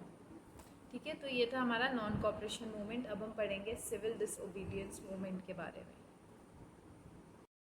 तो हमने पढ़ा कि कंट्री साइड में किस तरीके से वॉयलेंस हो गया था, क्यों हो गया था, क्योंकि कुछ पीसेंट्स जो थे उन्होंने उनके लिए, देखो मैंने शुरू में ही बता दिया था आपको कि ये जो नॉन कॉपरेशन मूवमेंट था इसका सबके लिए मतलब अलग था। ठीक है, अब पीजेंट्स जो थे उनको लगा कि हम वॉयलेंस भी कर सकते हैं, तो उन्होंने क्या किया, उन्होंने वॉयलेंस किया। तो उनसे किसी ने बोल, तो इस चीज़ को ना कांग्रेस जो थी, कांग्रेस ही उस टाइम पे पॉलिटिकल पार्टी थी, तो इसने उनको गुस्सा दिला दिया कि हमने तो हम तो पीसफुल वो कर रहे हैं ना, प्रोटेस्ट कर रहे हैं। तो ये लोग बोलते हैं कि नहीं, हम तो गांधी जी के विचारों पे ही चल रहे हैं। अब इनको यहाँ कन्फ्यूजन हो गई कि गांधी जी के विचारों में चलने का मतलब है कि तुम कुछ भी करो, पर हमें तो नॉन वायलेंस से लड़ना था। तो ये चीज़ यहाँ हो गई थी। ठीक है, हम आते हैं, अब क्या हो गया, नॉन वायलेंस हो गया, अब हम आ गए ट्राइबल कम्युनिटी में। ट्राइबल, अब एक कंट्री साइड देख लिया, टाउन देख लिया, अब हम ट्राइबल साइड देखते हैं कि वहाँ क्या हो रहा है। तो वहाँ क्या होता है कि वहाँ पे भी एक मूवमेंट चल रहा है, मतलब वो लोगों ने भी नॉन कॉपरेशन मूवमेंट को जो है अपना लिया है। अब ट्राइबल लोग क्या होता है, ट्राइबल लोगों का होता है फॉरेस्ट ही उनका घर होता है, उसी से उन्हें खाना मिलता है, तो वो लोग फॉरेस्ट पे राज करते हैं एक तरीके से ना। तो उस टाइम ट्राइबल कम्युनिटी में एक नाम था अलुई सीताराम राजू का। अलुई सीताराम राजू जो थे, ये ट्राइबल थे और ये ट्राइबल कम्युनिटी में रहते थे। इन्होंने ये मतलब एक क्लेम करते थे, ये एक बात करते थे कि मैं फ्यूचर देख सकता हूँ, मैं बता सकता हूँ कि कल क्या होने वाला है, मैं ये बता सकता हूँ कि मतलब मैं बुलेट शॉट्स को सर्वाइव कर सकता हूँ, मेरे अंदर एक स्पेशल पावर है, मैं लोगों को ठीक कर सकता हूँ। तो ये जो है, ये इनके क्लेम्स थे कि मैं ये सब कर सकता हूँ। तो इस वजह से ये बहुत फेमस हो गए थे लोगों के, ट्राइबल कम्युनिटी के बीच में, मतलब भगवान का दर्जा मिल गया था इनको। ठीक है, तो ये जो थे गांधी जी के बहुत बड़े सपोर्टर्स थे। ये खादी जो है लोगों को बोलते थे कि तुम खादी पहनो, ये ब्रिटिश गुड्स को छोड़ो। ठीक है, साथ ही में इन्होंने लोगों को बोला कि तुम, मैंने गेव अप ऑन ड्रिंकिंग, मैंने आपको बताया था कि लिकर्स की भी शॉप थी, तो लोगों ने लिकर्स को भी बायकॉट करना शुरू किया। तो इन्होंने भी लोगों से कहा, अपने लोगों से, कि तुम लिकर भी है जो छोड़ दे। तो ये गांधी जी के बहुत बड़े समर्थक थे। कौन थे? अलुई सीताराम राजू। अब आपको ये नाम याद रखिएगा, ये कौन थे याद रखिएगा, क्योंकि ट्राइबल कम्युनिटी में दो चीज़ें हैं जो एग्ज़ाम में आएगी, एक ये नाम आएगा और कौन थे ये आएगा, और साथ में आएगा गोरिल्ला मूवमेंट के बारे में। गोरिल्ला मूवमेंट हुआ था 1920 में। अच्छा, आपने कई फिल्मों में देखा होगा कि जब जैसे जो ट्राइबल कम्युनिटी होती है ना, ये लोग क्या करते हैं, ये लोग छुप के वार करते हैं। मतलब छुप के वार करने का मतलब हो गया कि ये लोग पेड़ और इन सभी के पीछे छुप जाते हैं, और जैसे ही कोई आता है तो उस पर अटैक कर लेते हैं। तो मैंने आपको बताया कि ट्राइबल कम्युनिटी जो है वो किस तरीके से गोरिल्ला मूवमेंट चलाते हैं, और साथ में मैंने आपको बताया कि किस तरीके से ये लोग लोगों पे वार करते थे। तो ये मतलब ये डरपोक नहीं थे कि कुछ लोग समझेंगे कि छुप के वार कर रहे हैं, नहीं, वार ये सामने खुलेआम करते हैं। लेकिन ये एक स्ट्रैटेजी है, हर इंसान की अपनी स्ट्रैटेजी होती है, तो ये इन लोगों की स्ट्रैटेजी थी।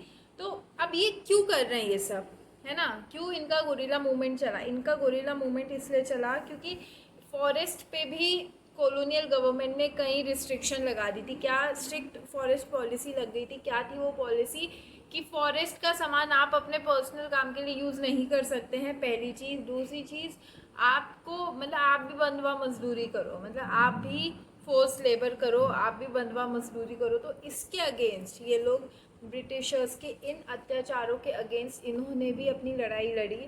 ठीक है, तो इसका हम पूरा करते हैं। हमारा जो हमने 3 चीज़ें पढ़ी, प्लांटेशन, सॉरी, हमने एक ट्राइबल पढ़ा, एक हम लोगों ने पढ़ा कंट्री साइड में, और एक हमने पढ़ा टाउन में किस तरीके से हुआ।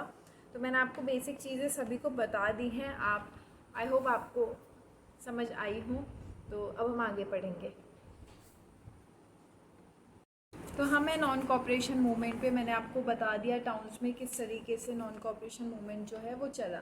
अब हम आ गए हैं कंट्री साइड में। कंट्री साइड में ना एक नाम आता है आपका, अवध में बाबा रामचंद्र जी का।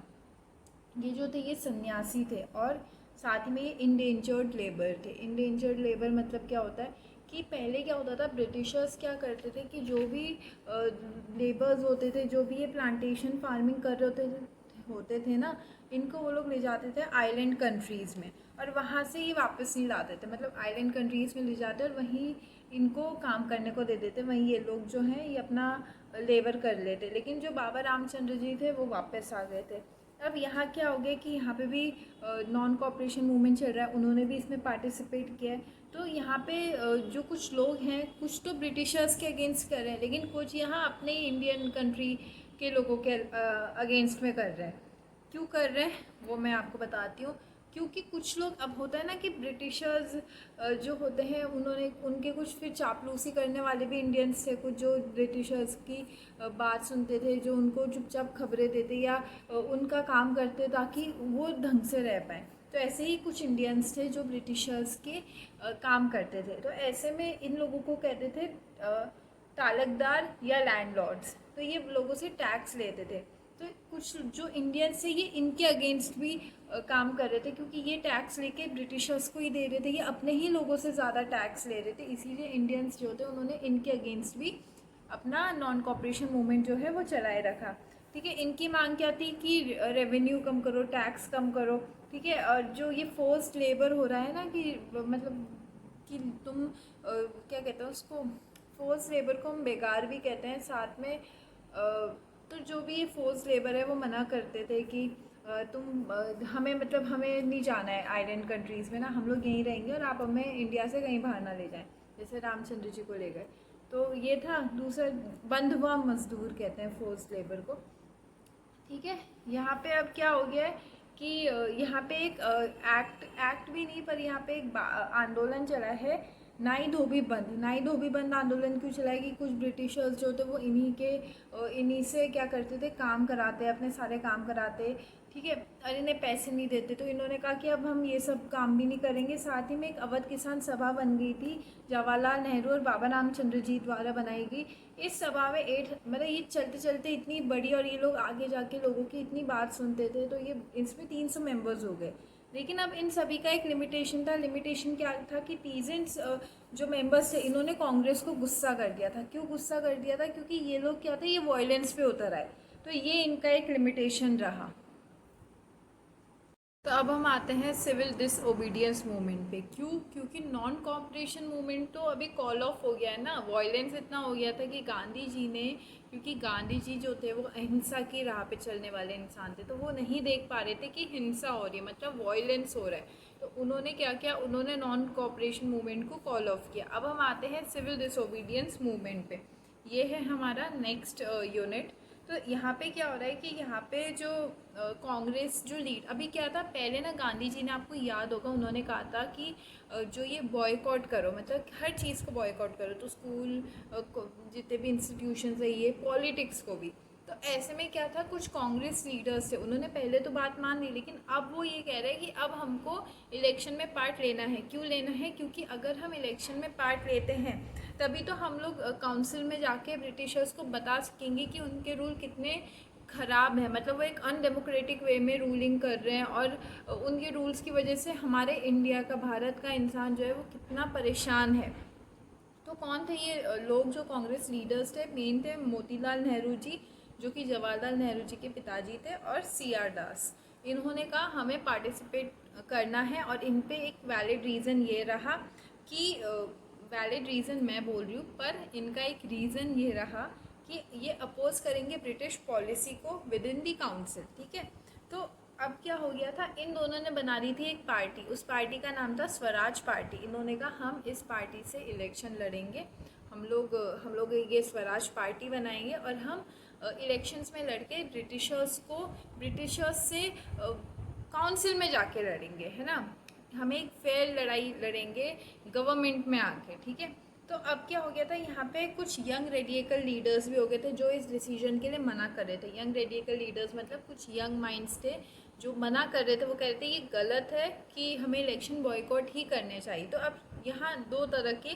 फैक्टर्स हो गए थे, दो तरह के शेप्स हो गए थे, दो तरीके के कॉन्सिक्वेंसेस आने वाले थे। तो अब क्या हो गया था कि पहली तो क्या हो गया था अब यहाँ पे कि वर्ल्ड इकोनॉमिक डिप्रेशन भी आ चुका था। वर्ल्ड इकोनॉमिक डिप्रेशन मतलब कि मैंने आपको बताया कि प्राइस जो है वो गिर चुके हैं, है ना, गिर भी चुके हैं, लेकिन लोग खरीद भी नहीं रहे। खादी जो था वो बहुत महंगा था, तो इकोनॉमी जो है वो बिल्कुल ख़राब हो चुकी थी। साथ ही में जो क्रॉप्स थी वो भी ख़राब हो चुकी थी, और जो क्रॉप सही थी वो ब्रिटिशर्स अपने साथ ले जा रहे थे। तो ये दो चीज़ें हो रही थी, है ना। ये वर्ल्ड इकोनॉमिक डिप्रेशन हो रहा था, एग्रीकल्चर क्राइसिस हो रहे थे। अब ऐसे में किस तरीके से ये लोग इलेक्शंस लड़ते हैं, किस तरीके से ये लोग इन सब चीज़ों से लड़ते हैं, ये हम पढ़ेंगे। तो अब मैंने आपको बताया कि हमने पढ़ा कि एग्रीकल्चरल क्राइसिस आ गया है, इकोनॉमिक डिप्रेशन आ गया है, और ये दो चीज़ों ने प्लेटफॉर्म दिया है, प्लेटफॉर्म तो नहीं, इन दोनों चीज़ों ने शेप दिया है इंडियन पॉलिटिक्स को। ठीक है, ये दो फैक्टर्स रहे हैं शेप करने के इंडियन पॉलिटिक्स को। तो अब क्या हो गया, अब आ गया है साइमन कमीशन। वो आया है 1928 में, और according to this commission, Britain से ये कमीशन आया, और इसके according the task to craft Indian constitution का टास्क मिला है किसे, सर जॉन साइमन को। साइमन कमीशन इन्हीं के नाम पे बना है। ठीक है, तो ऐसे में लोग ना नारे लगाते हैं कि Simon go back, Simon go back. क्यों लगाते हैं? क्योंकि इस कमीशन में कोई भी इंडियन नहीं बैठेगा। ठीक है, कोई भी इंडियन नहीं रहेगा। तो अब लोग कह रहे हैं कि अगर इंडियन ही नहीं रहेगा तो कैसे तुम हमारा देख के, हमारे हित के बारे में सोच के कॉन्स्टिट्यूशन बनाओगे। तो इसीलिए लोग इसका अपोज करते हैं। ऐसे में कई पार्टीज़ भी आई जिन्होंने इसका अपोज की, जैसे कांग्रेस। तो ऐसे में वाइस रॉय हैं हेड ऑफ ब्रिटिश गवर्नमेंट।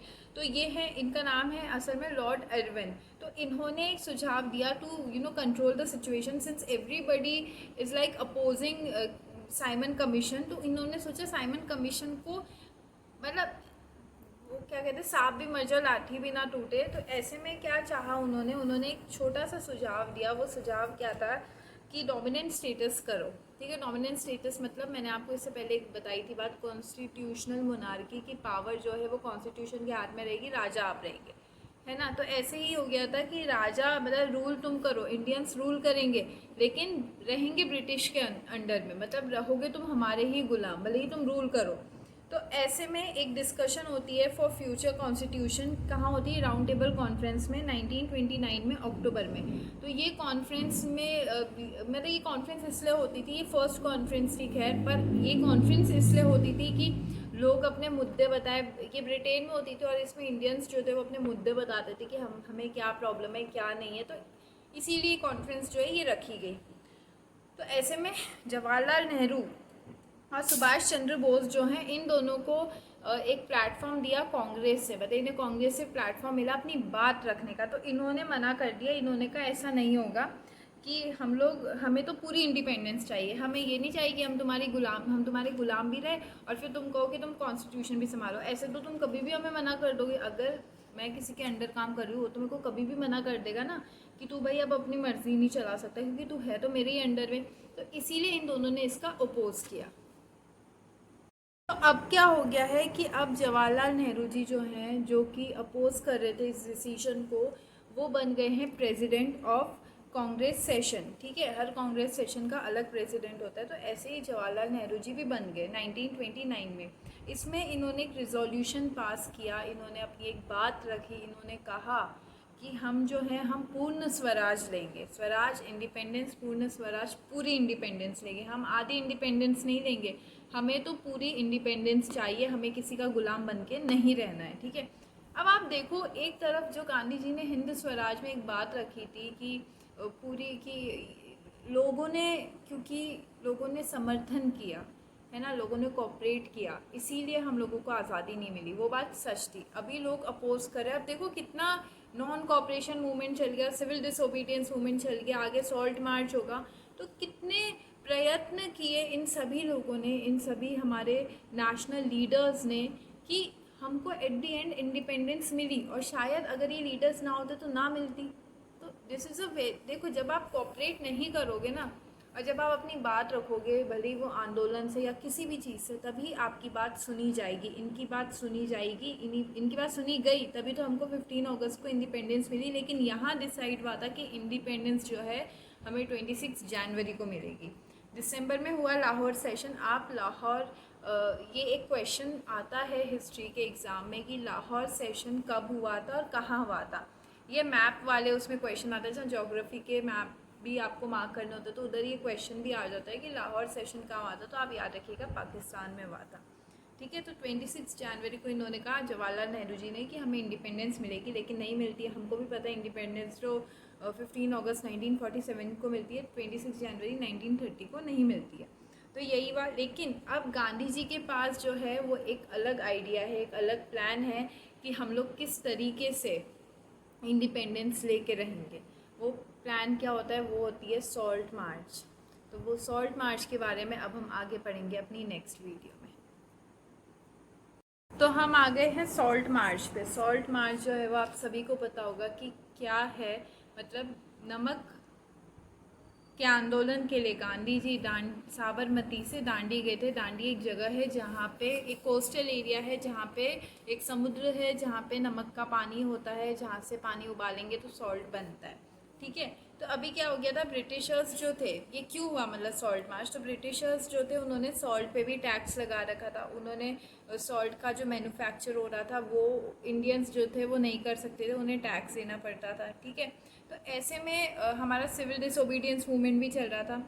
तो जो भी मतलब सॉल्ट को सॉल्ट ना कंज्यूम भी कर रहे हो आप, सॉल्ट आपका एसेंशियल है। अब बिना नमक का खाना आप नहीं खा सकते हो, है ना, कोई भी नहीं खा सकते, हम भी नहीं खा सकते, ब्रिटिशर्स भी नहीं खा सकते। तो सॉल्ट एक ऐसी चीज़ थी जिससे लोगों को जोड़ा जा सकता था। हम कहते हैं ना हमारे देश का नमक, तो सॉल्ट जो था वो एक ऐसी चीज़ थी जिससे हम लोगों को जोड़ सकते थे, क्योंकि वो हर किसी के काम की चीज़ थी। तो उन्होंने सोचा कि यही एक वे है जिससे हम लोगों को यूनाइट कर सकते हैं, मतलब एक वे जिससे लोगों को नेशनलिज्म तो नहीं, पर फीलिंग तो आई रही थी खैर लोगों में, पर लोगों को यूनाइट कर सकते हैं और अच्छे तरीके से, एक ब्रॉड वे में। ठीक है। तो अब क्या हो गया था कि अब जो वॉइस रॉय थे, वॉइस रॉय ने क्या किया, इन्होंने लॉर्ड इरविन इनको एक लेटर भेजा गांधी जी ने। ठीक है। एक लेटर भेजा, ऑफर लेटर था जिसमें 11 डिमांड्स थी। तो वो सभी डिमांड्स जो थी वो लोगों के पर्सनल डिमांड्स की तरह थी, लोगों के एसेंशियल्स की डिमांड थी। अगर मान लो मैं हूँ, मेरी डिमांड उसमें है, तो मैं भी कहूँगी अरे यार गांधी जी ने तो मतलब अरे वाह, गांधी जी ने मेरी डिमांड सुनी, वो बिल्कुल सही कर रहे हैं, वो मेरे लिए कर रहे हैं, जो कर रहे हैं हमारे लिए कर रहे हैं। तो यही चीज़ें लोगों के अंदर लाने के लिए, यही डिमांड के लिए, क्योंकि डिमांड जब तक अपनी डिमांड ना आए ना उस लेटर में, तब तक कोई नहीं, किसी को फ़र्क नहीं पड़ेगा। तो इसी चीज़ के लिए उन्होंने ये डिमांड रखी। ठीक है। अब क्या हो गया, अब अल्टीमेटम भी दे दिया गया कि 11 मार्च तक अगर आपने हमारी डिमांड पूरी नहीं करी तो 12 मार्च को हम आंदोलन करेंगे। तो वॉइस रॉय जो थे इन्होंने बड़ा हल्के में लिया गांधी जी को। तो गांधी जी ने भी क्या किया, 1930 में 12 मार्च को हमारा ये सॉल्ट मार्च का शुरू किया। ये 240 माइल्स चले, 24 माइल्स पर डे 24 माइल्स इसलिए चले क्योंकि ये जाते 10 माइल्स, फिर जिस गांव में रुकते वहाँ के लोगों से बात करते, उनको सिविल डिसोबीडियंस मूवमेंट के बारे में बताते, और इस तरीके से ये लोगों के मतलब ये चल भी रहे हैं, इनका मूवमेंट भी चल रहा है, ब्रिटिशर्स के खिलाफ आंदोलन भी चल रहा है, साथ ही लोगों को अवेयर भी कर रहे हैं। ठीक है। तो इस तरीके से सिविल डिसोबीडियंस मूवमेंट चला। इनके साथ 78 वॉल्टियर्स रहे, 10 माइल्स पर डे किया। एट दी एंड इन्होंने वहाँ पे दांडी में गए, इन्होंने सॉल्ट बनाया और ब्रिटिशर्स को दिखाया कि देखो मैंने सॉल्ट बना दिया, तुम अब कुछ नहीं कर सकते। तो अब क्या हो गया है कि अब सॉल्ट मार्च हो गई है, उन्होंने नमक बना दिया, उन्होंने एक तरह से डिसओबे कर दिया। अभी नॉन कॉपरेशन नहीं है, अभी ये डिसओबे किया गया है ना। ब्रिटिशर्स ने कहा कि आप सॉल्ट नहीं बनाओगे फ्री में, तो इन्होंने क्या किया, इन्होंने डिसओबे किया, इन्होंने कहा हम तो बनाएंगे, है ना। तो अब क्या हो गया है, अब बात आ गई है कि ये सिविल डिसोबीडियंस मूवमेंट की भी शुरुआत हो गई है। लेकिन अब ये नॉन कॉपरेशन मूवमेंट से अलग कैसे, अलग इसलिए है क्योंकि नॉन कॉपरेशन मूवमेंट इसलिए हुआ था कि आप कॉपरेट कर रहे थे ब्रिटिशर्स को। ठीक है ना। पहला मुद्दा सिर्फ यही था कि आपको ब्रिटिशर्स को कॉपरेट नहीं करना, उनके कॉलेजेस उनके स्कूल्स में नहीं जाना है। लेकिन अब क्या है, अब आपको डिसओबे भी करना है, जिसका एग्जाम्पल हमें मिला सॉल्ट मार्च में। तो अब क्या हो गया, लोगों ने डिसओबे करना शुरू कर दिया, उन्होंने हर जगह सॉल्ट बनना शुरू हो चुका था। ठीक है। फॉरेस्ट लॉ जो थे वो भी वॉयलेट हुए, मतलब ट्राइबल जो कम्युनिटी थी जो कह रही थी कि हमें फॉरेस्ट हमारा है, अब वो फॉरेस्ट को पूरी तरीके से यूज़ कर रही थी। ठीक है ना। दे रिफ्यूज़ टू पे टैक्सेस, लोगों ने टैक्स देने को मना कर दिया। तो अभी कॉपरेट भी नहीं हो रहा है, ओबे भी नहीं हो रहा है। ठीक है। तो ऐसे में गवर्नमेंट भी रिएक्ट करेगी। तो गवर्नमेंट ने क्या किया, गवर्नमेंट ने अब्दुल गफ्फर खान और महात्मा गांधी जी को अरेस्ट कर दिया। क्यों अरेस्ट किया? क्योंकि जब ये डिसओबे करे, यही तो है ना मेन लीडर्स जो कि लोगों को बोल रहे हैं, तो उनको गवर्नमेंट ने ये सोचा कि यही लोगों को भड़का रहे हैं, हम इन्हीं को अरेस्ट करते हैं। तो अब अब्दुल गफ़र खान को अरेस्ट किया तो नॉर्थ इंडिया के जो लोग हैं वो उनको गुस्सा आ गया, तो उन्होंने वॉयलेंस शुरू कर दिया। तो ऐसे में क्या हो गया, मोटिव फिर से फेल हो गया, गांधी जी को फिर से कॉल ऑफ करना पड़ा, क्योंकि वो तो वॉयलेंस चाहते ही नहीं थे ना, तो उन्होंने फिर से कॉल ऑफ किया। तो अभी क्या हो गया, गांधी इरविन पैक्ट साइन हुआ, किसके साथ? लॉर्ड इरविन के साथ, वाइस रॉय के साथ गांधी जी का एक पैक्ट साइन हुआ 5 मार्च 1931 में, जिसमें उनको एक ऑफ़र मिला बाय लॉर्ड इरविन। उन्होंने कहा अब जो सेकंड राउंड टेबल कॉन्फ्रेंस होगी, फर्स्ट तो हो चुकी है, अब जो सेकंड होगी इसमें आप आएंगे लंदन में 1931 में, ठीक है, दिसंबर में, और पार्टिसिपेट करेंगे। अब ये सब एक तरह से ना एक साजिश थी कि उनको वहाँ बुला दिया कि आप वहाँ आइए, आप डिस्कशन करिए, लेकिन वहाँ भी उनकी बात नहीं सुनी गई, तो वहाँ से भी वो डिसअपॉइंटेड होकर लौटे, और यहाँ लौटे तो यहाँ देखा तो फिर से जवाहरलाल नेहरू जी को अरेस्ट कर दिया गया, भगत सिंह जी को फांसी हो चुकी है। तो इस तरीके से ना सब कुछ, सारा दोष जो था वो गांधी जी पे आ गया, सारा दोष जो था वो थोड़ा बहुत कांग्रेस पे आ गया। तो इस तरीके से अभी मूवमेंट तो फिर से स्टार्ट हो गया, सिविल डिसओबीडियंस मूवमेंट फिर से लॉन्च किया गांधी जी ने, लेकिन जो मोमेंटम उसका पहले था ना, जिस तरीके से वो पहले लॉन्च किया गया था, जिस तरीके से जोश था लोगों में, अभी इधर उधर हो गया, डामाडोल हो गया मामला। तो पहले जो मोमेंटम था अब वो नहीं रहा। तो ये था सॉल्ट मार्च और हमारा सिविल डिसोबीडियंस मूवमेंट के बारे में। तो हमने अभी तक पढ़ा सॉल्ट मार्च के बारे में कि किस तरीके से सॉल्ट मार्च करी गई, किस तरीके से उसके बाद ये सिविल डिसोबीडियंस मूवमेंट चला। Civil disobedience movement non cooperation movement से किस तरीके से अलग है, क्योंकि नॉन कॉपरेशन में आप कॉपरेट नहीं कर रहे हो और सिविल डिसोबीडियंस में आप ओबे नहीं कर रहे हो, मतलब दोनों चीज़ हो रही थी यहाँ पे। लेकिन गांधी जी ने कॉल ऑफ कर दी, क्यों? क्योंकि वॉयलेंस होने लग गया था फिर से। तो ऐसे में गांधी जी कहाँ गए? गांधी जी गए, इरविन पैक्ट साइन हुआ, गांधी जी ने किया इरविन पैक्ट साइन, और गांधी इरविन पैक्ट साइन। तो ऐसे में गांधी जी जाते हैं राउंड टेबल कॉन्फ्रेंस में, वहाँ से आगे देखते हैं सिचुएशन फिर से पहले जैसी हो गई है। तो अब हम बात करेंगे कि पार्टिसिपेंट्स जो थे, अलग अलग तरह के पार्टिसिपेंट्स थे, उन्होंने, कुछ फार्मर्स थे, कुछ पीजेंट्स थे, कुछ मिडिल क्लास थे, कुछ कोई और था, कुछ पीजेंट्स थे। तो इस तरीके से फार्मर्स जो हैं, मतलब ये सभी लोग जो हैं, इन्होंने किस तरीके से सिविल डिसोबीडियंस मूवमेंट को देखा, इन्होंने क्यों पार्टिसिपेट किया, whether it is salt march और नॉन कॉपरेशन मूवमेंट क्यों किया। तो हम लोग कंट्री साइड में जो थे, फार्मर्स थे, रिच फार्मर्स थे, और ये जो लैंडलॉर्ड्स थे, इन्होंने पार्टिसिपेट इसलिए किया क्योंकि रेवेन्यू हाई हो गया था। ब्रिटिशर्स आर्मी के लिए सब सामान ले जाते हैं, वहाँ पे आर्मी के लिए सामान होता है, और तो ये लोग क्या करते हैं, इन्होंने टैक्स हाई कर दिया था। ये बात मैंने आपको पहले भी बताई थी। तो हाई रेवेन्यू के कारण क्या हुआ कि जो प्राइस ऑफ एग्रीकल्चरल गुड्स है ये नीचे गिर गया। क्यों गिरा? क्योंकि उस टाइम पे क्रॉप्स फेलियर हो गया था। दूसरा चीज़ ये हो गया था कि लोग जो है वो आंदोलन में लगे हुए थे, है ना। तो ऐसे में प्राइस ऑफ गुड्स भी जो है वो नीचे गिरा हुआ था। तो अब ये लोग फार्मर्स ये डिमांड कर रहे थे कि हमारा रेवेन्यू जो है इसे कम करो। क्यों कम करो? क्योंकि अगर आप रेवेन्यू कम नहीं करोगे तो हम क्या खाएंगे, है ना। प्राइस तो वैसे ही गिर चुका है सामानों का, अब हम क्या खाएंगे। तो इन्होंने, गवर्नमेंट ने मना कर दिया कि नहीं होगा, मतलब उन्होंने मना कर दिया। तो ऐसे में रिच फार्मर्स के अंदर और ये लैंडलॉर्ड्स जितने भी, इन लोगों ने सोचा कि अब अगर ऐसे ही चलता रहा तो हम तो कुछ खा ही नहीं पाएंगे, हम पे तो पैसा ही नहीं आएगा। तो इन्होंने स्टार्ट किया सिविल डिसोबीडियंस मूवमेंट पे इन्होंने पार्टिसिपेट किया, और इस तरीके से इन्होंने सिविल डिसओबीडियंस से अपने हक की लड़ाई लड़ी, स्वराज की लड़ाई लड़ी। फाइट फॉर स्वराज व struggle against high revenue. Mainly इनका मोटिव, इनका एज आई सेड कि सबका मोटिव अलग था स्वराज के लिए, सब एक अलग सोच के साथ आए थे। स्वराज का जो ये मूवमेंट चल रहा था, आज़ादी का जो ये मूवमेंट था, इसमें सब अलग अलग कारणों से आए थे। तो ये जो फार्मर्स थे, ये हाई रेवेन्यू की वजह से स्वराज की लड़ाई में हिस्सेदार बने। ये हाई रेवेन्यू के लिए स्वराज चाहते थे, हाई रेवेन्यू के लिए फ्रीडम चाहते थे कि रेवेन्यू जो है वो कम हो। तो अभी हमने पढ़ा कि किस तरीके से रिच फार्मर्स जो थे, इन्होंने non cooperation movement, civil disobedience movement, इन मूवमेंट्स में पार्टिसिपेट किया। तो अब हम आते हैं आगे हमारे पुअर पीजेंट्स में। पुअर पीजेंट्स ने क्यों पार्टिसिपेट किया? इनका भी एक पहला कारण यही था कि हाई रेवेन्यू था, टैक्स से सब परेशान थे, क्योंकि रेवेन्यू बहुत ज़्यादा हाई था और मार्केट बंद पड़ा हुआ था क्योंकि मूवमेंट्स चल रहे थे। तो इन्होंने बोला कि हम हाई रेवेन्यू नहीं देंगे। दूसरा चीज़ ये था कि unpaid rent to be remitted, मतलब जैसे क्या होता है ना, कुछ लोग अभी भी फार्मर्स जो होते हैं वो लोग क्या करते हैं, ज़मीन किराए पे ले लेते हैं। जैसे लोग तब गांव से शहरों में आ गए, तो जिनकी गांव में ज़मीन होती है वो लोग अपनी ज़मीन किराए पे दे देते हैं लोगों को खेती करने के लिए, जिसका फार्मर्स रेंट देते थे। पर अब क्या हो गया था, अब क्योंकि इतना इकोनॉमिक डिप्रेशन भी आ गया था, तो ये फार्मर्स ने कहा, हाई रेंट भी था और हाई रेवेन्यू, एक तो आप रेंट भी दे रहे हो फिर आप रेवेन्यू भी दे रहे हो, तो आखिर में फार्मर पे बचेगा क्या। तो ऐसे में फार्मर जो है वो बोलता है कि हमारा ये जो रेंट है ये माफ़ कर दो, है ना। लेकिन वो मानते नहीं, ब्रिटिशर्स बात नहीं मानते। तो इन्होंने भी इसीलिए इस सिविल डिसोबीडियंस मूवमेंट में पार्ट लेना शुरू किया।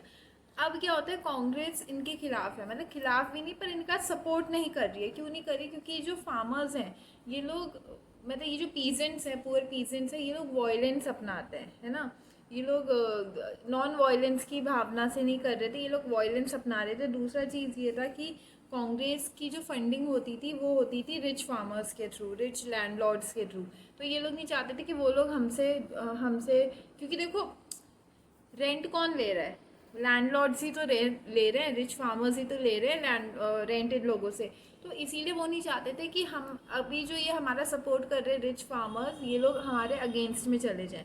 दूसरा चीज़ थी कि वो वायलेंस भी अपना रहे थे, तो उन्होंने इनका ज़्यादा सपोर्ट नहीं किया। ठीक है, फिर आते हैं हम इंडस्ट्रियल ओनर्स पे। इंडस्ट्रियल ओनर्स का क्या था कि इंडस्ट्रियल ओनर्स जो थे उन्होंने एक फिक्की फॉर्म की, FICCI होता है फिक्की, 1927 में, to support civil disobedience movement. इन्होंने क्या किया, इन्होंने सिविल डिसोबीडियंस मूवमेंट में इनका पार्ट लेने का मोटिव क्या था, प्रोटेक्शन अगेंस्ट इम्पोर्टेड प्रोडक्ट। क्योंकि ये चाहते थे कि हम भी अपनी इंडस्ट्रीज़ बढ़ाएं, हम भी आगे कारोबार बढ़ाएं, क्योंकि ब्रिटिशर्स ने तो बढ़ाई रखी थी। पर ये चाह रहे थे कि जो ब्रिटिशर्स बीच में टैक्स इंपोर्ट कर रहे हैं, उसका टैक्स ले रहे हैं, वो ख़त्म हो जाए, हमें इंडस्ट्रीज़ ग्रो करने का मौका मिले। तो इसमें दो बड़े नाम हैं, एक है GD बिरला और एक है पुरुषोत्तम दास ठाकुर। ये दो बड़े नाम हैं इसमें। ठीक है, तो ये था हमारा कि पीजेंट्स इंडस्ट्रियलिस्ट ने क्यों सिविल डिसोबीडियंस मूवमेंट में पार्ट लिया। तो अब क्या हो गया है, अब हम आ गए हैं इंडस्ट्रियल वर्कर्स पे। अब देखो, इंडस्ट्रियल वर्कर्स और इंडस्ट्रीज़ के जो ओनर्स थे, इन दोनों के बीच में एक अलग ही लड़ाई चल रही थी। इन लोगों की डिमांड्स भी थोड़ी डिफरेंट थी। इंडस्ट्रियल ओनर्स जहाँ चाहते थे कि उन्हें इंपोर्ट में टैक्सेशन कम हो, इनको फ्रीली वो इंपोर्ट कर सके, है ना। साथ में प्रोटेक्शन अगेंस्ट इम्पोर्टेड प्रोडक्ट्स चाहते थे वो। तो अभी क्या है ना कि जो वर्कर्स थे ये चाहते थे इनकी वेजेस हाई हो, इनको कम काम करना पड़े, इनको पैसे भी अच्छे मिले। जो पैसे, ये इतना काम कर रहे थे लेकिन पैसे इन अच्छे नहीं मिल रहे थे, तो ये सब भी चाहते थे ये लोग। तो इन्होंने क्यों पार्टिसिपेट किया, इन्होंने किया क्योंकि इनको गांधी जी की फ़िलॉसफी, आइडियोलॉजी बहुत अच्छी लगी। इन्होंने कहा कि सही कह रहे गांधी जी कि हमें बॉयकॉट करने चाहिए ब्रिटिश गुड्स। तो इन्होंने उनकी आइडियोलॉजी को देखते हुए, उनकी आइडियोलॉजी को अडॉप्ट करते हुए पार्टिसिपेट किया। ठीक है, फिर विमेंस जो थी, विमेंस ने, क्योंकि विमेंस जो थी वो बहुत एक्टिव थी, वो प्रोटेस्ट करती थी, रैलीज़ में जाती थी, सॉल्ट मैन्युफैक्चर करती थी, जेल भी चली गई थी विमेंस। लेकिन अब ऐसा हो गया था ना कि उस टाइम थोड़ा विमेंस को पॉलिटिक्स हो गया या कुछ भी आगे, मतलब बढ़ावा नहीं दिया जा रहा था उस टाइम पे, राजनीति हो गई या कोई भी चीज़ हो गई। लेकिन तब भी विमेंस ने सोचा कि ये हमारी सेक्रेट ड्यूटी है, मतलब हमारा फ़र्ज़ बनता है कि देश को आज़ाद करने में हम भी लड़ाई दें, ये हमारी सेक्रेट ड्यूटी है।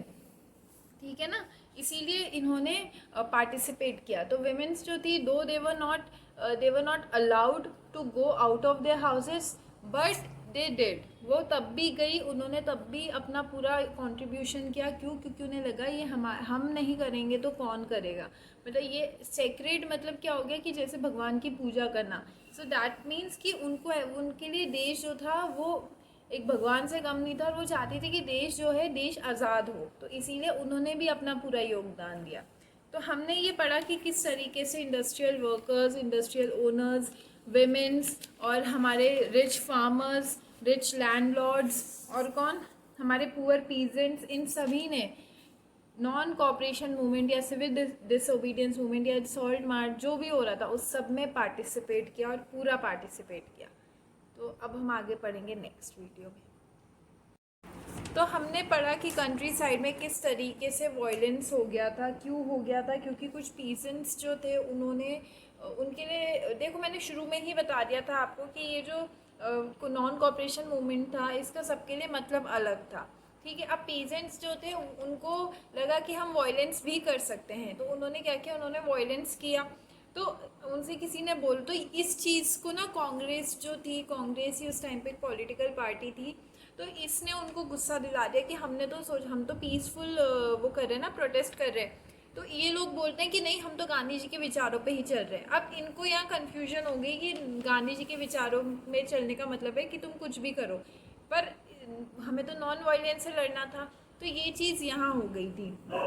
ठीक है, हम आते हैं, अब क्या हो गया, नॉन वायलेंस हो गया, अब हम आ गए ट्राइबल कम्युनिटी में। ट्राइबल, अब एक कंट्री साइड देख लिया, टाउन देख लिया, अब हम ट्राइबल साइड देखते हैं कि वहाँ क्या हो रहा है। तो वहाँ क्या होता है कि वहाँ पे भी एक मूवमेंट चल रहा है, मतलब वो लोगों ने भी नॉन कॉपरेशन मूवमेंट को जो है अपना लिया है। अब ट्राइबल लोग क्या होता है, ट्राइबल लोगों का होता है फॉरेस्ट ही उनका घर होता है, उसी से उन्हें खाना मिलता है, तो वो लोग फॉरेस्ट पे राज करते हैं एक तरीके से ना।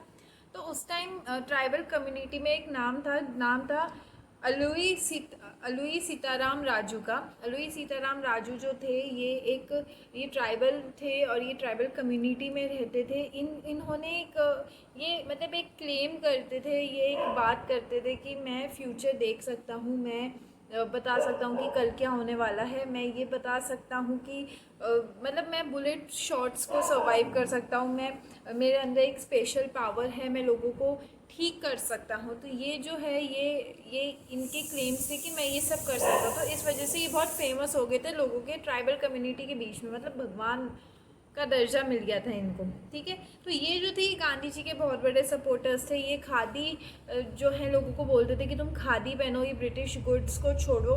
ठीक है, साथ ही में इन्होंने लोगों को बोला कि तुम, मैंने गेव अप ऑन ड्रिंकिंग, मैंने आपको बताया था कि लिकर्स की भी शॉप थी, तो लोगों ने लिकर्स को भी बायकॉट करना शुरू किया, तो इन्होंने भी लोगों से कहा, अपने लोगों से, कि तुम लिकर भी है जो छोड़ दे। तो ये गांधी जी के बहुत बड़े समर्थक थे। कौन थे? अलुई सीताराम राजू। अब आपको ये नाम याद रखिएगा, ये कौन थे याद रखिएगा, क्योंकि ट्राइबल कम्युनिटी में दो चीज़ें हैं जो एग्ज़ाम में आएगी, एक ये नाम आएगा और कौन थे ये आएगा, और साथ में आएगा गोरिल्ला मूवमेंट के बारे में। गोरिल्ला मूवमेंट हुआ था 1920 में।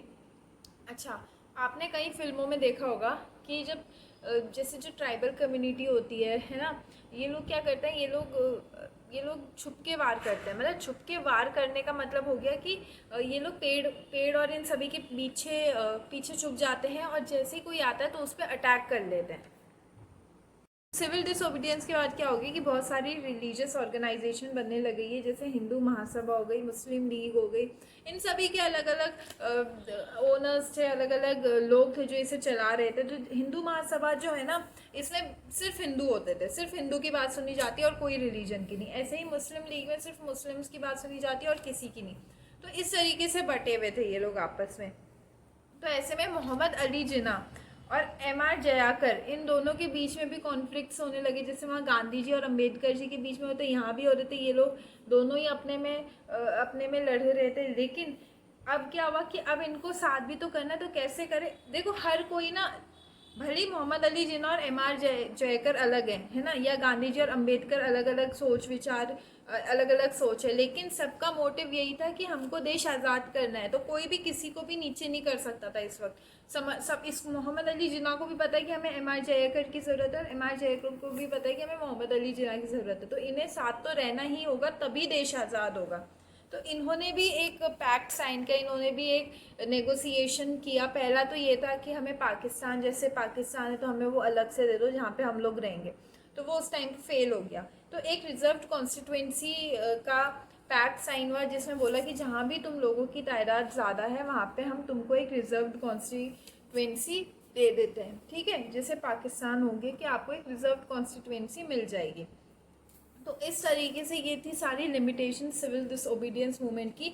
अब लिमिटेशंस चाहे कितनी भी हो, ठीक है, लेकिन जितने भी लोग थे, चाहे वो B.R. अम्बेडकर हो, चाहे वो गांधी जी हो, चाहे वो मोहम्मद अली जिन्ना हो, चाहे वो एम.आर. जयकर हो, चाहे वो जवाहरलाल नेहरू हो, चाहे वो कोई भी हो, सब लड़ाई स्वतंत्रता के लिए लड़ रहे थे, सब लड़ाई ब्रिटिश के अगेंस्ट लड़ रहे थे। तो इन सभी का जो भी आउटकम था, इन ये जो चाहते थे कि हम, भले ही इनका तरीका अलग हो, किसी का वायलेंस हो किसी का नॉन वायलेंस हो, लेकिन सब एक ही चीज़ चाहते थे, वो थी आज़ादी। ठीक है, तो आप इस तरीके से, मैंने आपको सिविल डिसोबीडियंस मूवमेंट भी अच्छे से पढ़ा दिया है। मैंने आपको क्यों क्यों स्टार्ट हुआ सिविल डिसोबीडियंस ये पढ़ा दिया, लिमिटेशन पढ़ा दिए, लोगों की क्या विचार थे, क्यों लोगों ने ज्वाइन किया ये बताया, सॉल्ट मार्च के बारे में बता दिया मैंने आपको, जलियांवाला बाग से लेके हर चीज़ के बारे में मैंने अभी तक आपको बता दिया। आई होप आपको ये समझ आ गया हो। अब हम आएंगे हमारे नेक्स्ट यूनिट में, जो कि हमारा लास्ट यूनिट है। तो मैंने अभी तक आपको बताया कि किस तरीके से सत्याग्रह जो है वो शुरू हुआ है अब इंडिया में। तो मैंने सत्याग्रह के बारे में आपको बता दिया। अब मैं बता दी सत्याग्रह की फ़िलॉसफीज़ क्या थी। इसकी फ़िलॉसफी ये थी कि जो सच है, मतलब आपकी बुक में लिखा है कि if the cause is true struggle is against injustice, मतलब अगर कॉज जो है, हम जिस चीज़ के लिए सत्याग्रह कर रहे हैं वो सही है, हमारा कॉज सही है, और हम लोग अनजस्टिस मतलब गलत चीज़ के खिलाफ लड़ रहे हैं, तो कोई मतलब फ़िज़िकल फाइट करने की रिक्वायरमेंट है ही नहीं। मतलब आप फिज़िकली किसी को मारो पीटो और तब उसको बोलो कि नहीं तू अब मान कि हम सच हैं और तू झूठ है, तो ये गलत है। आपको जो लड़ाई है वो अहिंसा से लड़नी है, आपको जो लड़ाई है वो हिंसा से नहीं लड़नी है। ठीक है ना। तो जो ऑपरेसर हुआ, मतलब जो गलत इंसान है, should be persuaded to see the truth instead of being forced to accept the truth by means of violence. Violence से उसको सच बताना कि भाई तू गलत और मैं सही हूँ, वायलेंस के थ्रू ये गलत है। अहिंसा से उसे बताओ, अहिंसा से उसे ये रियलाइज़ कराओ कि तू गलत है और मैं सही हूँ। ये गांधी जी की आइडियोलॉजी थी सत्याग्रह को लेके। तो अब गांधी जी जो थे वो 1815 में आ तो गए थे, उन्होंने पूरा घूमा, उसके बाद उन्होंने पूरा इंडिया घूमा, उन्होंने देखा इंडिया में क्या गलत हो रहा है क्या सही हो रहा है। तो इंडिया में जब वो घूम रहे थे तो वो गए, वो एक जगह जाते हैं जो है चंपारण। चंपारण में जगह है बिहार, वहाँ जा मतलब बिहार में एक जगह है चंपारण, वो वहाँ जाते हैं और वहाँ देखते हैं कि इंडिगो प्लांटेशन जो है वहाँ होती थी। इंडिगो प्लांटेशन का एक डिसएडवांटेज ये है कि अगर आपने किसी जगह इंडिगो उगा दी तो फिर आप वहाँ कुछ और नहीं उगा सकते हैं। मतलब even if you are not planting indigo after the plantation के बाद अगर आप इंडिगो नहीं भी कर रहे हो वहाँ ग्रो, उसके बाद भी आप वहाँ कुछ और नहीं उगा सकते हो। एक बार इंडिगो उग गई तो बस वो ज़मीन खराब। ठीक है, तो मतलब इंडिगो के अलावा वहाँ कुछ नहीं उगा सकते हैं तब। तो अभी इंडिगो प्लांटेशन चल रहा था, तो अब ब्रिटिशर्स ने जो है वो डाई आ गई है ना, आर्टिफिशियल डाई जैसे अब हम यूज़ करते, तो आर्टिफिशियल डाई और वहाँ पे जो डाई थी वो आई, तो ब्रिटिशर्स को वो डाई ज़्यादा ठीक पड़ी, तो उन्होंने इनको मना कर दिया। उन्होंने कहा तुम अब इंडिगो मत उगाओ, ठीक है, हमें अब तुमसे इंडिगो नहीं चाहिए। तो अभी इनकी ज़मीन ख़राब हो गई ना, तो ये कंपनसेशन मांगा इन्होंने, तो ब्रिटिशर्स ने इन्हें कंपनसेशन दिया, लेकिन वो कंपनसेशन इतना कम था, मतलब जो पैसा इंडिगो प्लांटेशन करके मिल रहा था वो उस कंपनसेशन के मुताबिक बहुत कम था।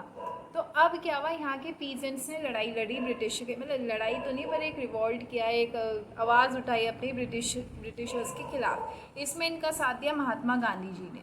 तो गांधी जी ने इनका साथ दिया तो इनको कंपनसेशन ज़्यादा मिला, उतना नहीं मिला लेकिन थोड़ा ज़्यादा मिला। मतलब अब कुछ नहीं से थोड़ा तो ठीक ही है ना, तो इस तरीके से इन्हें थोड़ा ज़्यादा कंपनसेशन मिला। तो ये थी पहली लड़ाई जो गांधी जी ने इंडिया में आके लड़ी, सत्याग्रह से।